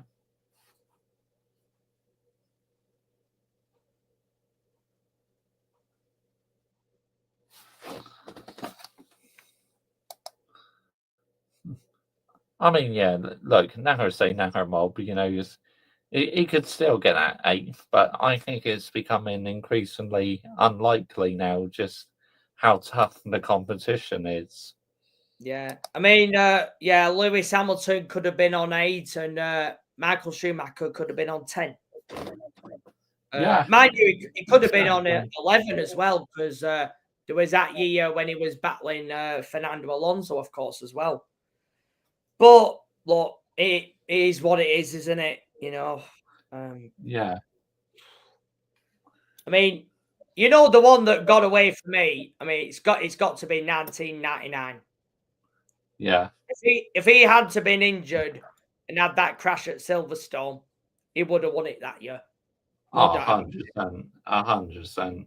Because if you remember that, Joshy J, Mika Hakkinen fell off a cliff after that.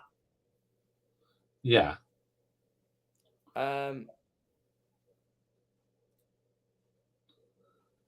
Yeah, he should have been 10 world championships. I mean,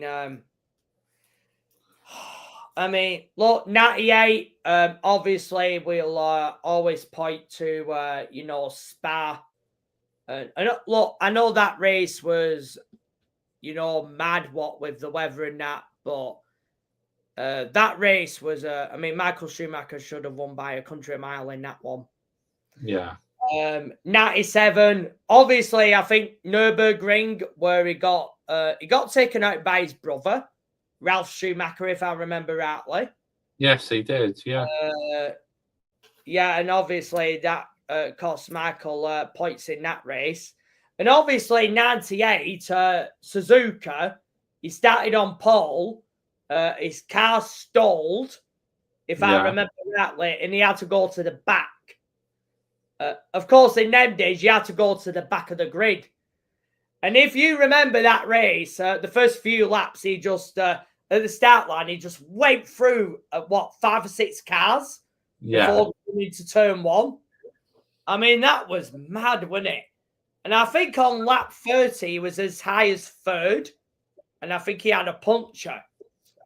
Yeah. I don't think he pitted, if I remember rightly. But he got as high as 3rd in that. And if he had to stalled and he started on pole, and if he'd have won his Spa as well, he should have won the title. Oh, yeah. But it's like if this as well. I mean, obviously, do you remember that year with, Hamilton and Massa? Was it Hamilton? Did he go out in China? That was in his first year, mate. In 2007. Oh, that was 2007, wasn't it? Yeah. Yeah, and there was one race where Massa should have won. I think it might have been Singapore. And he had an incident, and I think that costed him. Yeah. As well. I mean, it's what ifs, isn't it? Yeah. Yeah, 96. Yeah, that was his first season. Yeah, if the Ferrari car had been equal to Williams, yeah. Yeah, of course, in 96, it was Damon Hill and Jack Villeneuve, wasn't it? Yeah, I remember. Yeah, I think Michael Schumacher won 3 races that season. He won the wet one in Spain, Barcelona, where he dominated the field. I remember that one. Yeah, I mean, yeah, if Ferrari were more competitive in that year, and then they would have won as well. I think Ferrari before that, I think it was John Alesi and Gerhard Berger before 96. And of course, they ended up at Benetton later on. Yeah, that's as well. Right. Yeah. But yeah, I think around that time, I think John Alesi won one race in Canada, 95. So Ferrari were what? 3rd best team, maybe at that time. And then, Singapore 2008, yeah. Yeah. Yeah, definitely. Yeah, and you could put 1998 in there as well. But yeah, I mean that race in Belgium, man. Oh God. You know what? I was fuming for hours over that. Yeah. Oh God. I mean, I know it was adverse conditions in that, but come on. He was miles ahead of everyone else, and he should have won that race by a country mile. Yeah. And yet McLaren did that. And for me, it felt on purpose. Because obviously Mick Hakkinen went out on lap 1, if I remember. Yeah. Oh, God. Yeah, I mean, it just shows in terms of what if, doesn't it? Yeah. So, So, Michael, shout out your channel. What have you got coming up, mate? Yeah, absolutely, Geezer. Tuesday, obviously, England women are playing Spain women. That's going to be a 6 o'clock kickoff. So that stream's going to be a little bit earlier. I'm going to do a short video of Oldham Athletic being promoted. I mean, getting there. Yeah, so I'm going to do that short video, which should be tomorrow. And then, oh God, I don't know what I've got coming up rest of week. Obviously, maybe the Yeti is going to let me on the real deal, which I think will be Friday. So yeah, I haven't got anything on that day, so I should be on that one. And then after that, MotoGP in Aragon. Mob. Well, this is the review, mate. I've just done it live instead of a normal upload, so yeah, I kind of done the review, but I will be doing my driver ratings and team ratings during the week. Yeah, I mean, I did mine during the stream, Mob. Yeah, I mean, if you weren't there at the time, Mob. Oh yeah, I think he means me. Yeah, I did my thoughts about the race, Mob. You know, straight after, obviously the Oldham Athletic result today. Oh, and I did my ratings as well. I don't think Mob Balls might have been in the stream at that point. It is a 5-hour stream, so I suggest it will be about 4.5 hours later where I give my thoughts on the race, mate. So, yeah, because I did my ratings towards the end of that stream, if I remember rightly. Yeah. So yeah, if you check about maybe after the 5-hour mark, I did give my thoughts about the race and the ratings at that point. So maybe check that one. But yeah, look, it is what it is in terms of that. But yeah, check it out, Mob. I mean, you can watch it again and again anyway. You know, as you said, Mr. Joshy J, when people, let's say, miss your streams. Yeah. So yeah, that's what I want to say. I mean, yeah, and of course, next season, Oldham Athletic watch-alongs that is going to be on this channel, and I'm looking forward to that. Yeah. Yeah. But yeah, it's a fantastic day for the town and everyone involved. And League 2, here we come and bring it on. Yeah. Yeah, that should be good. Yeah, maybe I got coming up, you know, just, yeah, I'm going to be doing plenty of streams and that, like, well, I've been doing the last 3 weeks, really. I mean, let's get it right. It's absolutely insane, you know, like, the hours I've been putting in, it's nuts. Yeah, it takes a while to recover, Geezer, doesn't it? Yeah. But you know what? You know, it's almost been over a year now since I've started this, and you know, all the support that you guys have given me on here has been unreal. Yeah. I mean, I just can't put it into words, Geezer. I mean, the support I've had. I mean, you know, at the end of the day, I'm just honest about where this club is at. I mean, in terms of Chelsea. Like with Man United as well, you know, I'm honest where I feel the club stands and that. Yeah. And you know what? I am glad that over time that I've managed to bring other stuff to the channel. Yeah. And a lot of people and all you guys seem to have liked what you know what I've done. Because you never know where it's gonna go, do you? You know, when you do other stuff on here. Yeah. But the support you guys have given me, it's been unreal. And you know them snooker streams. I mean, the views were. I mean, talk about skyrocket. I mean,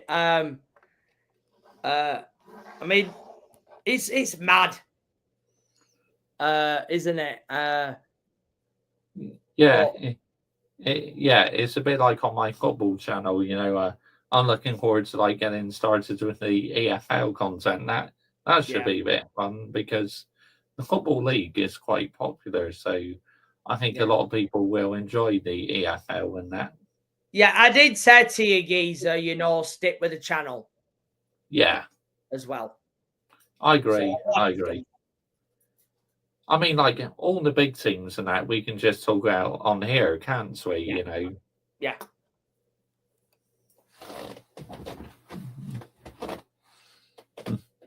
But yeah, you know, as always, big up for coming on, landing it as usual. Yeah, and of course, as always, win, lose or draw, blue cut out. Yeah. Of course. And as you said, Geezer, brown envelopes and PR in the absolute bin. Let's get it right. Yeah, in the bin. In the fucking bin. Yeah. Yep. And big up to everyone in your chat as well, and all your chat that is you know, supporting my channel as well. I mean, big up to all them as well. And make sure you are subscribing to Micheal.ChelseaFC. His link is in the description to this video. Go and check him out. He's a really cool geezer. He lands some emeralds on his football club. He loves his F1 live watch-alongs and that.